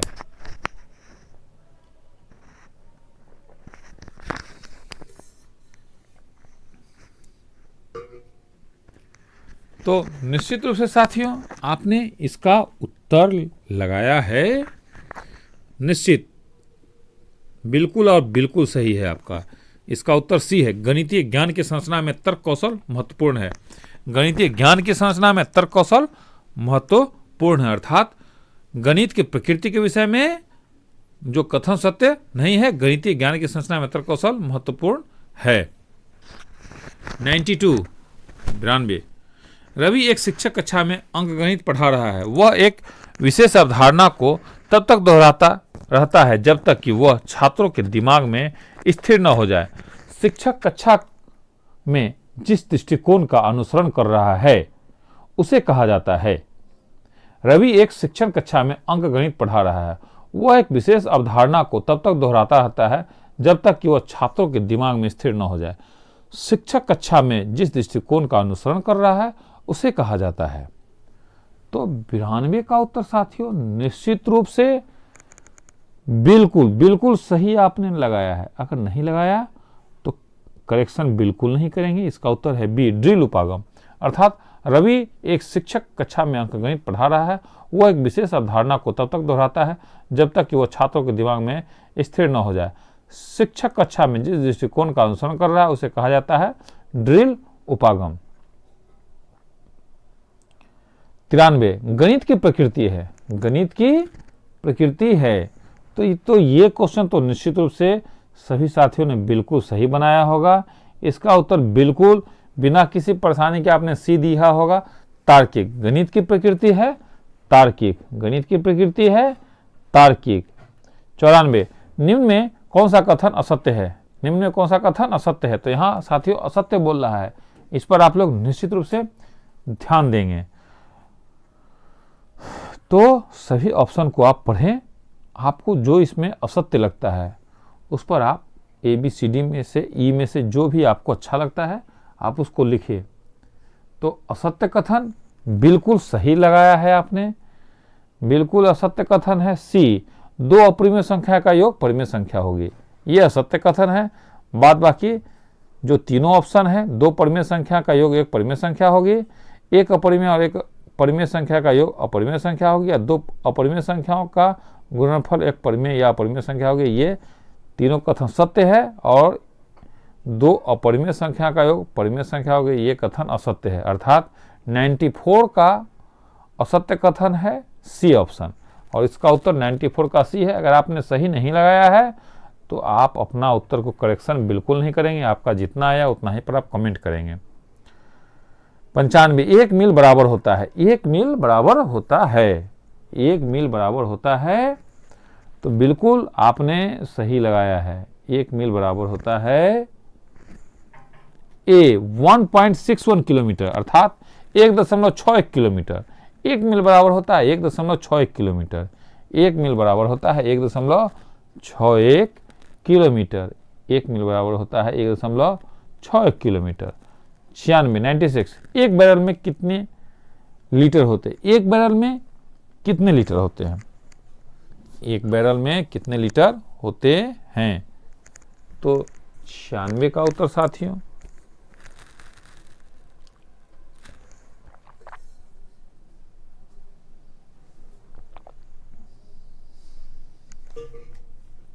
बिल्कुल बिल्कुल आपने सही लगाया है। ए 159 लीटर, अर्थात 159 लीटर। एक बैरल में 159 लीटर तेल होते हैं। एक बैरल में 159 लीटर तेल होते हैं। 97 नंबर, निम्न क्रियाकलापों में से किससे विद्यार्थियों में त्रिविम विवेचन विकसित होने की सर्वाधिक संभावना है? निम्न क्रियाकलापों में से किससे विद्यार्थियों में त्रिविम विवेचन विकसित होने की सर्वाधिक संभावना है? साथियों अगर आप हमारे YouTube में इस वीडियो को सिर्फ देख रहे हैं इससे कोई फायदा नहीं होगा। इसके लिए आपको कॉपी कलम लेकर आपको ये मान के चलना होगा कि आप परीक्षा हॉल में बैठे हुए हैं और आप परीक्षा दे रहे हैं। ABCD आपको जो समझ में आता है आप उसी को लिखिए। या तो आप CTET के प्रतिभागी हैं, या DLED के हैं, या BEd के हैं, किसी भी चीज़ की आप प्रतिभागी रहे हो, एग्ज़ाम देना चाह रहे हो, या बीपीएससी प्रधान शिक्षक का एग्ज़ाम देना चाह रहे हो, या केवीएस का एग्ज़ाम देना चाह रहे हो, आप बिल्कुल ABCD करके लिखे। आपको कितना नंबर आया इसको कमेंट करेंगे, तब आपको आप माइंड सेट ये होगा कि हम परीक्षा हॉल में बैठे हुए हैं। नहीं तो आप ऐसे वीडियो यूट्यूब का इसको देखेंगे तो आधा से अधिक आपका माइंड से स्किप कर जाएगा। इसलिए आपको जो ही समझ में आ रहा है उसका उत्तर आप ABCD जो भी आपको समझ में आ रहा है उसको लिखें और यूट्यूब पर कमेंट करें।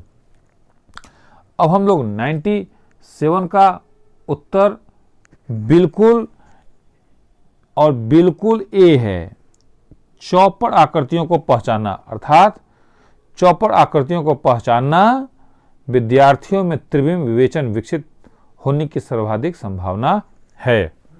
98 बच्चों के मध्य गिनती की कौशल को विकसित करने के लिए निम्न में से कौन पूर्व संख्या अवधारणा के रूप में सीखने के लिए आवश्यक नहीं है।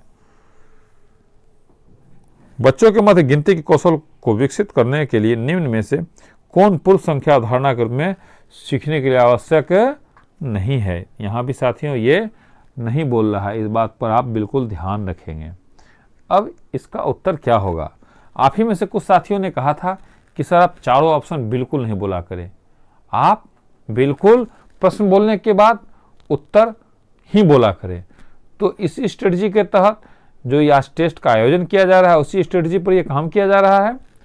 तो 98 का उत्तर है बिल्कुल सी, संख्या नाम यादृच्छिक रूप से पढ़ना है। संख्या नाम यादृच्छिक रूप से पढ़ना 98 का सी है। 99 प्राथमिक कक्षाओं में बच्चे गणित में क्या सीखते हैं, इसके आकलन का ध्यान किस पर नहीं होना चाहिए।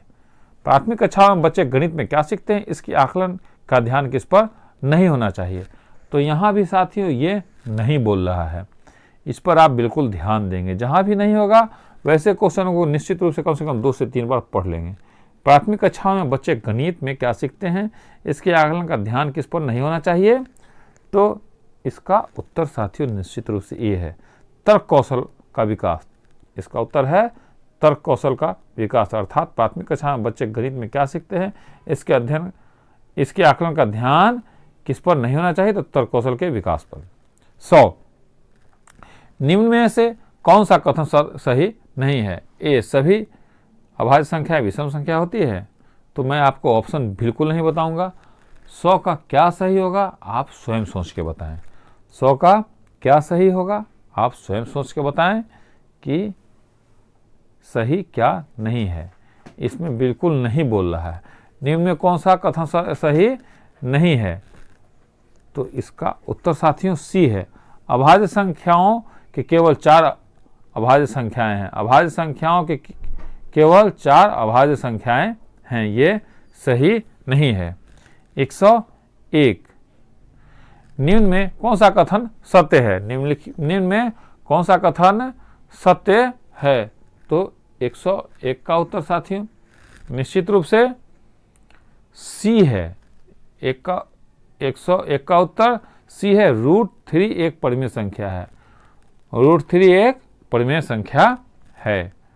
अब 102 निम्न में से कौन सी एक गणितीय प्रक्रिया नहीं है। निम्न में कौन सी गणितीय प्रक्रिया नहीं है, तो निश्चित रूप से इसका उत्तर साथियों ए है, मानस दर्शन। इसका उत्तर ए है, मानस दर्शन। अर्थात मानस दर्शन एक गणितीय प्रक्रिया नहीं है। मानस दर्शन एक गणितीय प्रक्रिया नहीं है।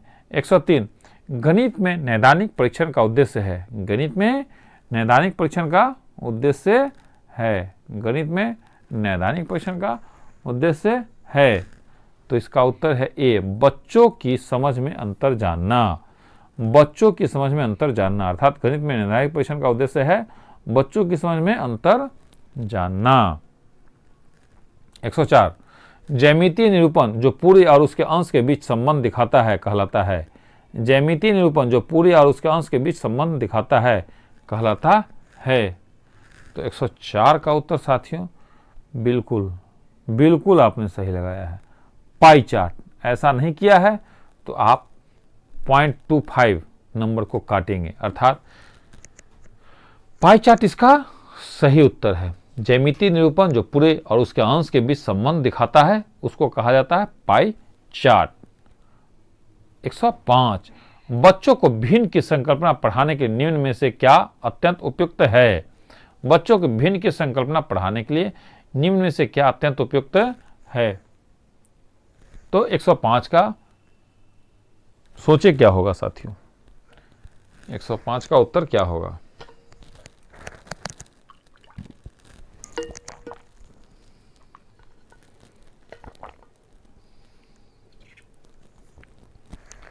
इसका उत्तर साथियों निश्चित रूप से बी है। इसका उत्तर बी है, क्विजी नेयर छरे। इसका उत्तर बी है। अब हम लोग 106 नंबर, हाल ही में किस राज्य सरकार द्वारा दुग्ध मूल्य प्रोत्साहन योजना की शुरुआत की गई है। हाल ही में किस राज्य सरकार द्वारा दुग्ध मूल्य प्रोत्साहन योजना की शुरुआत की गई है। तो 106 का उत्तर निश्चित। जो लोग भी जीके का थोड़ा सा अध्ययन कर रहे होंगे उन्हें पता होगा कि इसका उत्तर क्या है। इसका उत्तर बी है, उत्तराखंड। इसका उत्तर है बी, उत्तराखंड। अर्थात हाल ही में उत्तराखंड सरकार के द्वारा दुग्ध मूल्य प्रोत्साहन योजना की शुरुआत की गई है। हाल ही में उत्तराखंड राज्य सरकार के द्वारा दुग्ध मूल्य प्रोत्साहन योजना की शुरुआत की गई है। 107 किस राज्य में भारत के पहले ई मछली बाजार हेतु फीस वाले ऐप को लॉन्च किया गया है। किस राज्य में भारत के पहले ई मछली बाजार हेतु फीस वाले ऐप को लॉन्च किया गया है। तो इसका उत्तर निश्चित रूप से साथियों डी है। इसका उत्तर डी है, असम। अर्थात असम राज्य में भारत के पहले ई मछली बाजार हेतु फीस वाले ऐप को लॉन्च किया गया है। 108 हाल ही में भारत के प्रधान वैज्ञानिक सलाहकार कार्यालय द्वारा अपशिष्ट कचरा के समाधान हेतु किस पोर्टल को लॉन्च किया गया। हाल ही में भारत के प्रधान वैज्ञानिक सलाहकार कार्यालय द्वारा अपशिष्ट कचरा के समाधान हेतु किस पोर्टल को लॉन्च किया गया।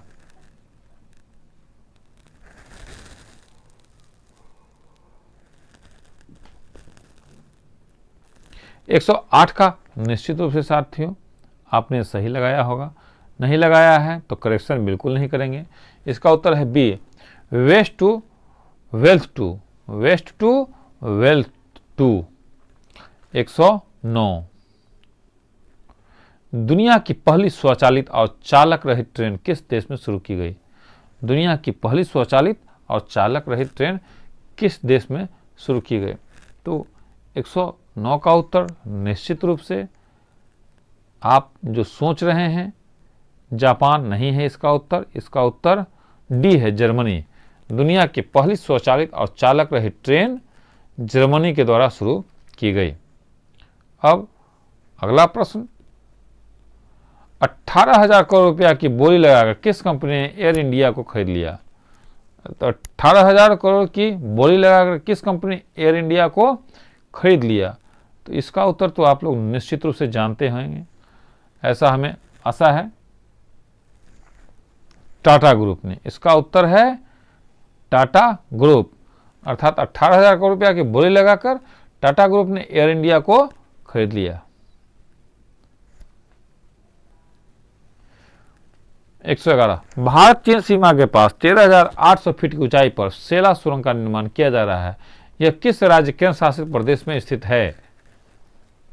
सेला सुरंग किस राज्य में है। तो 111 का सेला सुरंग कहाँ स्थित है। तो सेला सुरंग साथियों अरुणाचल प्रदेश में। सेला सुरंग अरुणाचल प्रदेश में पड़ेगा।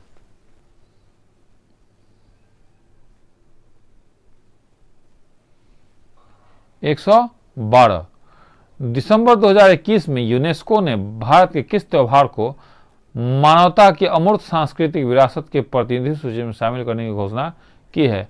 दिसंबर 2021 में यूनेस्को ने भारत के किस त्योहार को मानवता की अमूर्त सांस्कृतिक विरासत के प्रतिनिधि सूची में शामिल करने की घोषणा की है। तो इसका उत्तर साथियों बिल्कुल आपने सही लगाया है। बी दुर्गा पूजा, अर्थात दिसंबर 2021 में यूनेस्को ने भारत के दुर्गा पूजा त्यौहार को मानवता की अमूर्त सांस्कृतिक विरासत की प्रतिनिधि सूची में शामिल करने की घोषणा की है। 113 दिल्ली में केंद्रीय सचिवालय के उत्तरी और दक्षिणी खंडों को वास्तुविद कौन था?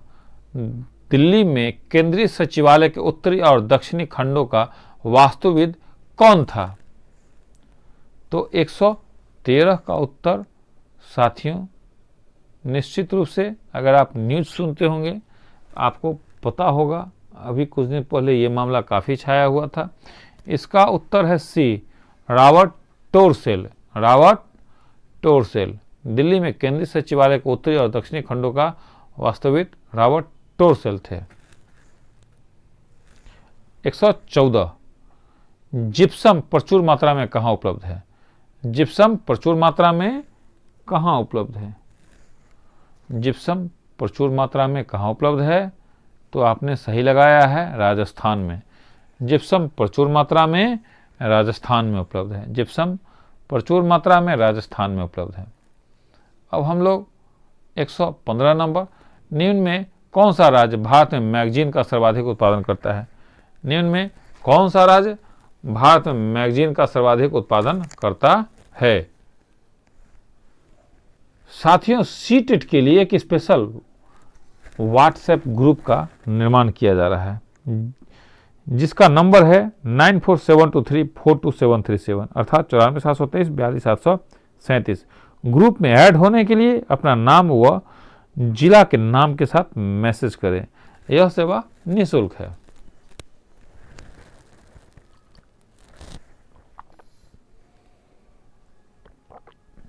तो मैगजीन का सर्वाधिक उत्पादक राज्य, बिल्कुल आपने सही लगाया है, ओडिशा है।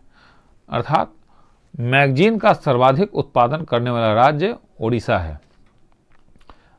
अब अगला, कोडरमा किस खनिज के उत्खनन के लिए प्रसिद्ध है? कोडरमा जो हमारे बगल का राज्य है झारखंड, वो किस खनिज के उत्खनन के लिए प्रसिद्ध है?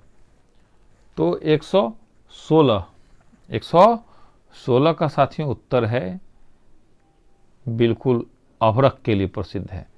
कोडरमा अभ्रक के उत्खनन के लिए प्रसिद्ध है। 17 किस राज्य विधानसभा के सदस्यों की न्यूनतम संख्या कितनी हो सकती है? किसी राज्य विधानसभा के सदस्यों की न्यूनतम संख्या कितनी हो सकती है? तो 117 का उत्तर साथियों निश्चित रूप से आपने सही बनाया होगा। इसका उत्तर है 60। इसका उत्तर है 60 और सी है इसका ऑप्शन। किसी राज्य विधानसभा के सदस्यों की न्यूनतम संख्या 60 हो सकती है। 118 भारतीय संविधान यह प्रावधान करता है कि किसी भी राज्य विधानसभा में 60 से कम सदस्य नहीं हो सकते। निम्न में से कौन सा राज्य इसका अपवाद है? भारतीय संविधान यह प्रावधान करता है कि किसी भी राज्य विधानसभा में 60 से कम सदस्य नहीं हो सकते। निम्न में से कौन सा राज्य इसका अपवाद है?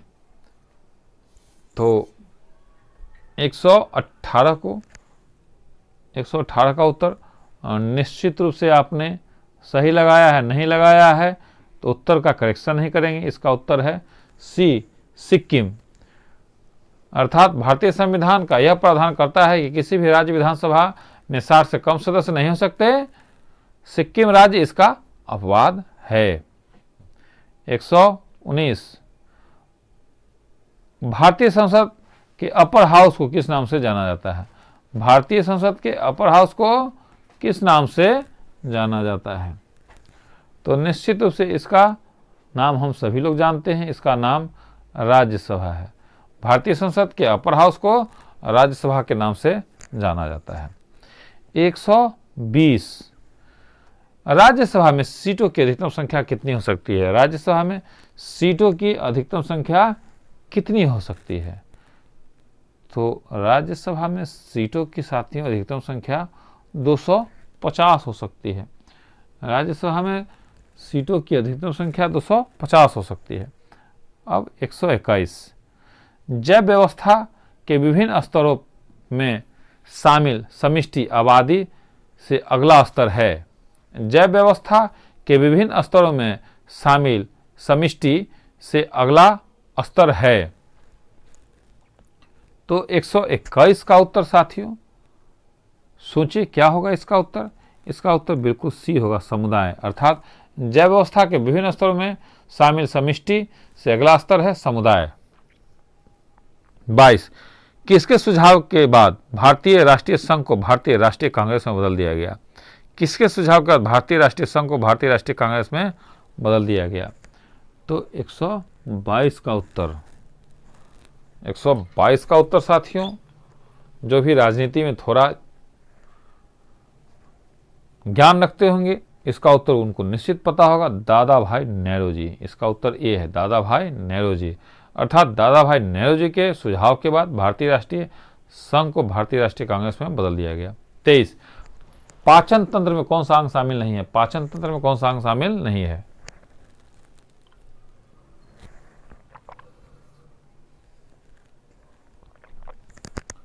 तो 123 का उत्तर साथियों बिल्कुल बिल्कुल सही है, आपने ए लगाया है, फेफड़ा। पाचन तंत्र का फेफड़ा अंग में शामिल नहीं है। 124, निम्नलिखित में से कौन इस तर्क का पालन करता है कि मनुष्य जानवरों के साथ एक लंबे समय तक जुड़ा हुआ था? निम्नलिखित में कौन सा इस तर्क का पालन करता है कि मनुष्य जानवरों के साथ एक लंबे समय तक जुड़ा हुआ था? तो 124 का उत्तर बिल्कुल बी है, चार्ल्स डार्विन महोदय ने। इसका उत्तर बी है, चार्ल्स डार्विन। इसको हम लोगों ने इंटर के विज्ञान में भी पढ़ा था, डीएलएड में भी पढ़ा, बीएड में भी पढ़ा है। 125, अमोनियम क्लोराइड तथा शुष्क बुझे हुए चूने के मिश्रण को गर्म करने पर प्राप्त होता है। अमोनियम क्लोराइड तथा शुष्क बुझे हुए चूने के मिश्रण को गर्म करने पर प्राप्त होता है। 125, इसका उत्तर साथियों सी होगा। इसका उत्तर सी होगा, अमोनिया। अमोनियम क्लोराइड तथा सूक्ष्म बुझे हुए चूने के मिश्रण को गर्म करने में प्राप्त होता है अमोनिया। 126, भारतीय महिला संघ के पहली अध्यक्ष कौन थी? भारतीय महिला संघ की पहली अध्यक्ष कौन थी? 126 बिल्कुल आपने सही लगाया है, एनी बेसेंट। भारतीय महिला संघ की पहली अध्यक्ष एनी बेसेंट थी। भारतीय महिला संघ की पहली महिला अध्यक्ष एनी बेसेंट थी। भारत की प्रथम महिला राजदूत कौन थी? भारत की प्रथम महिला राजदूत कौन थी? भारत की प्रथम महिला राजदूत साथियों कौन थी? थोड़ा सा दिमाग पर जोर दें, भारत के प्रथम महिला राजदूत कौन थी? बिल्कुल सही लगाया, विजय लक्ष्मी पंडित। भारत के प्रथम महिला राजदूत विजय लक्ष्मी पंडित थी। भारत की प्रथम महिला राजदूत विजय लक्ष्मी पंडित थी। 128, किस साल में वास्को डी गामा भारत आया? किस साल में वास्को डी गामा भारत आया? तो 128 का उत्तर साथियों निश्चित रूप से आपने सही बनाया है, 1498। 2 साल पहले आया था, 1500 से 2 साल पहले आया था, अर्थात 1498 में वास्को डी गामा भारत आया था। 129, भारतीय संघ के दक्षिणतम बिंदु तथा भारतीय मुख्य भूमि के दक्षिणी छोर में कितने अक्षांश का अंतर है? भारतीय संघ के दक्षिणतम बिंदु तथा भारतीय मुख्य भूमि के दक्षिण छोर में कितने अक्षांश का अंतर है? तो 129 का उत्तर साथियों ए है, 2 डिग्री अक्षांश। इसका उत्तर है 2 डिग्री अक्षांश। 130, वर्तमान पारसियों के पूर्वज कौन थे? वर्तमान पारसियों के पूर्वज कौन थे? तो 130 का उत्तर बिल्कुल, इसका उत्तर आपने बिल्कुल सही लगाया है, डी, जोरास्टर। वर्तमान पारसियों के पूर्वज थे जोरास्टर। 131, 1857 का विद्रोह मुक्त किस कारण से असफल रहा? 1857 का विद्रोह मुक्त किस कारण से असफल रहा?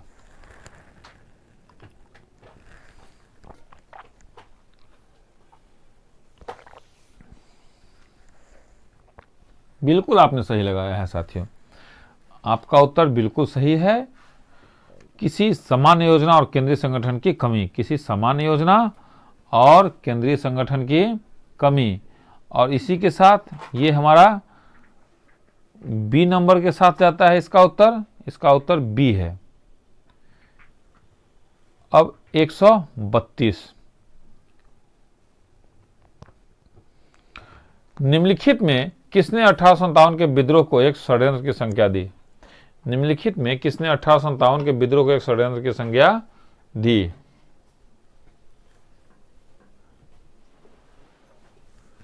तो 132 का उत्तर आपने बिल्कुल बिल्कुल सही लगाया है। 132 का उत्तर ए है, जेम्स आउट्रम व डब्ल्यू टेलर ने। जेम्स आउट्रम व डब्ल्यू टेलर ने। 133 निम्नलिखित वर्गों में किसने 1857 के विद्रोह में भाग नहीं लिया? निम्नलिखित वर्गों में किसने 1857 के विद्रोह में भाग नहीं लिया? तो 133 का उत्तर निश्चित रूप से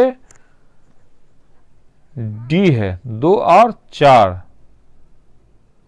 अर्थात साहूकार और जमींदार ने 1857 के विद्रोह में भाग नहीं लिया। 134 1857 में किसने इलाहाबाद को आपातकालीन मुख्यालय बनाया था? 1857 में किसने इलाहाबाद को आपातकालीन मुख्यालय बनाया था? तो 134 का उत्तर साथियों ए है, लॉर्ड कैनिंग महोदय ने। 1857 में लॉर्ड कैनिंग महोदय ने इलाहाबाद को आपातकालीन मुख्यालय बनाया था।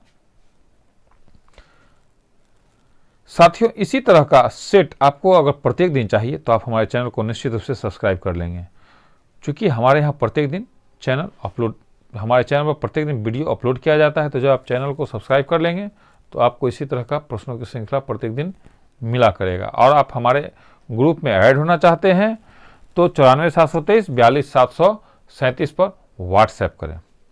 135 गडकरी विद्रोह का केंद्र था। गडकरी विद्रोह 1844 का केंद्र था। तो 135 का उत्तर बिल्कुल आपने सही लगाया है। इसका उत्तर है बी, कोल्हापुर। गडकरी विद्रोह का केंद्र था कोल्हापुर।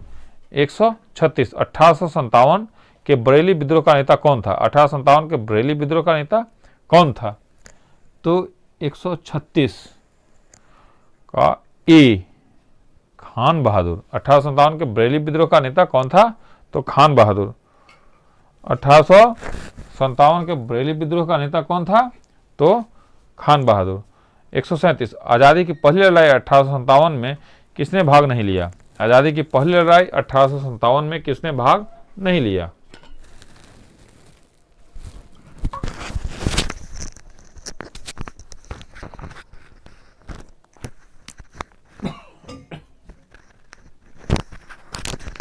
तो बिल्कुल आपने साथियों इसका उत्तर सही लगाया है। इसका उत्तर है बिल्कुल सही। इसका उत्तर है डी।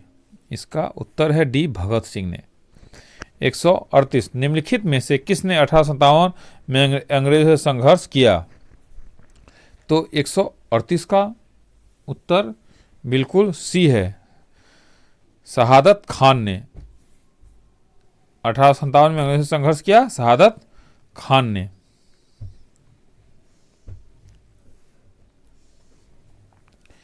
139 भारत के प्रथम स्वतंत्रता संग्राम का मुख्य तत्कालीन कारण था। भारत के प्रथम स्वतंत्रता संग्राम का तत्कालीन प्रमुख कारण था।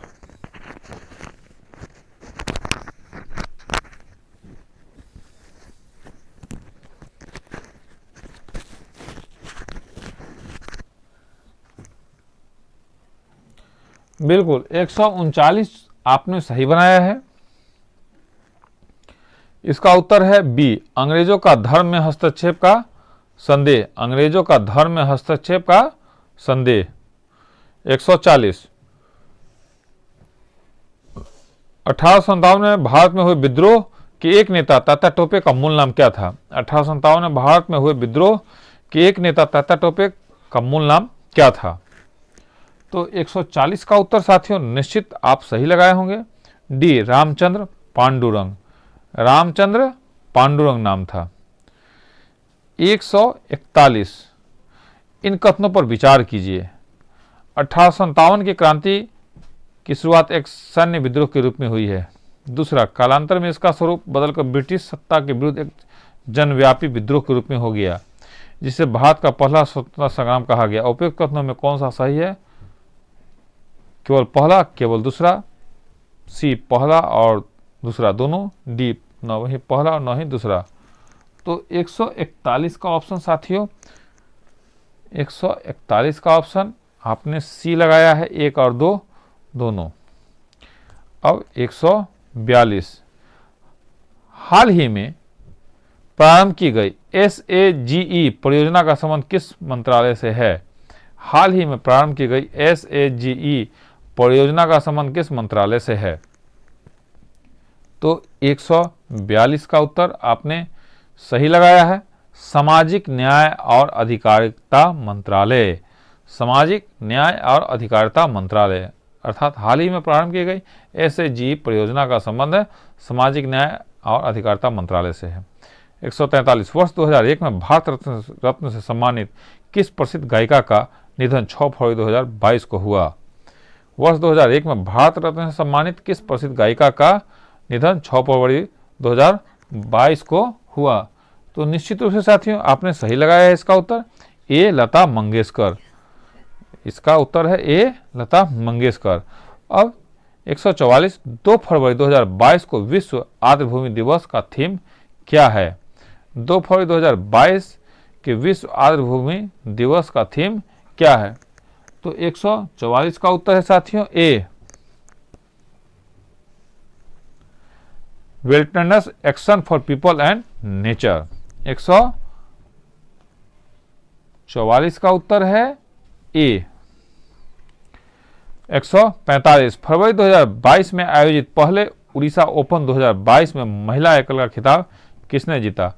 फरवरी 2022 में आयोजित पहले उड़ीसा ओपन 2022 में महिला एकल का खिताब किसने जीता? तो 145 का उत्तर निश्चित रूप से ए है, उन्नति हुड्डा। इसका उत्तर है ए, उन्नति हुड्डा अर्थात फरवरी 2022 में आयोजित पहले उड़ीसा ओपन 2022 में महिला एकल का खिताब उन्नति हुड्डा ने जीता। 146, रक्षा मंत्रालय ने अपने सैनिकों के पेंशन पहुंचाने हेतु किस पोर्टल का शुभारंभ किया है? रक्षा मंत्रालय ने अपने सैनिकों को पेंशन पहुंचाने हेतु किस पोर्टल का शुभारंभ किया है? तो इसका उत्तर साथियों निश्चित डी है, स्पर्श पोर्टल। इसका उत्तर है डी, स्पर्श पोर्टल। अर्थात रक्षा मंत्रालय ने अपने सैनिकों को पेंशन पहुंचाने के लिए स्पर्श पोर्टल का शुभारंभ किया है। 47, हाल ही में होंडुरस की पहली महिला राष्ट्रपति के रूप में किसे नियुक्त किया गया है? हाल ही में होंडुरस की पहली महिला राष्ट्रपति के रूप में किसे नियुक्त किया गया है? तो 147 का उत्तर है डी, सियोमारा कास्त्रो। सियोमारा कास्त्रो। 148, हाल ही में किस खाड़ी देश में पहला योग महोत्सव का आयोजन किया गया? हाल ही में किस खाड़ी देश में पहला योग महोत्सव का आयोजन किया गया? तो इसका उत्तर है ए, सऊदी अरब। इसका उत्तर है ए, अर्थात सऊदी अरब ऐसा खाड़ी देश है जहां पहला योग महोत्सव का आयोजन किया गया। 149, प्रधानमंत्री नरेंद्र मोदी ने किस वर्ष तक देश को ऊर्जा स्वतंत्र बनाने का लक्ष्य रखा है? प्रधानमंत्री नरेंद्र मोदी ने किस वर्ष तक देश को ऊर्जा स्वतंत्र बनाने का लक्ष्य रखा है? तो 149 का उत्तर साथियों सोचे, निश्चित आपने सही लगाया है। इसका उत्तर है सी, 2047। अर्थात प्रधानमंत्री नरेंद्र मोदी ने 2047 तक देश को ऊर्जा स्वतंत्र बनाने का लक्ष्य रखा है। और अंतिम प्रश्न, 20वें ढाका अंतर्राष्ट्रीय फिल्म महोत्सव 2022 में एशियन फिल्म प्रतियोगिता खंड में किस भारतीय फिल्म को सर्वश्रेष्ठ फिल्म का पुरस्कार दिया गया? 20वें ढाका अंतर्राष्ट्रीय फिल्म महोत्सव 2022 में एशियन फिल्म प्रतियोगिता खंड में किस भारतीय फिल्म को सर्वश्रेष्ठ फिल्म का पुरस्कार दिया गया? तो 150 का उत्तर साथियों बिल्कुल आपने सही लगाया है, कुंज गल पेवलस। इसका उत्तर ए है। साथियों इस तरह हमने प्रश्नों की श्रृंखला जो मॉक टेस्ट का है, हमने 150 प्रश्नों को देखा। हम आशा करते हैं कि आपको कितना नंबर आया, माइनस मार्किंग करने के बाद आप निश्चित रूप से कमेंट करेंगे।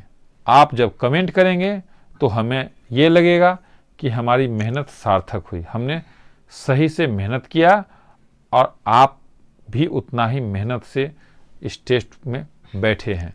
तो निश्चित रूप से आप अपना नाम, जिला का नाम और कितना नंबर आया कमेंट करेंगे। और आप बिल्कुल अधैर्य नहीं हो, अगर आप कमेंट करेंगे कि हमको आउट टेस्ट चाहिए तो आपको आउट टेस्ट दिया जाएगा। और आप जब सारे टेस्ट पर आप काम कर लेंगे तो निश्चित रूप से आपको परीक्षा में पास होने से दुनिया की कोई ताकत नहीं रोक सकती है। जय हिंद, जय भारत।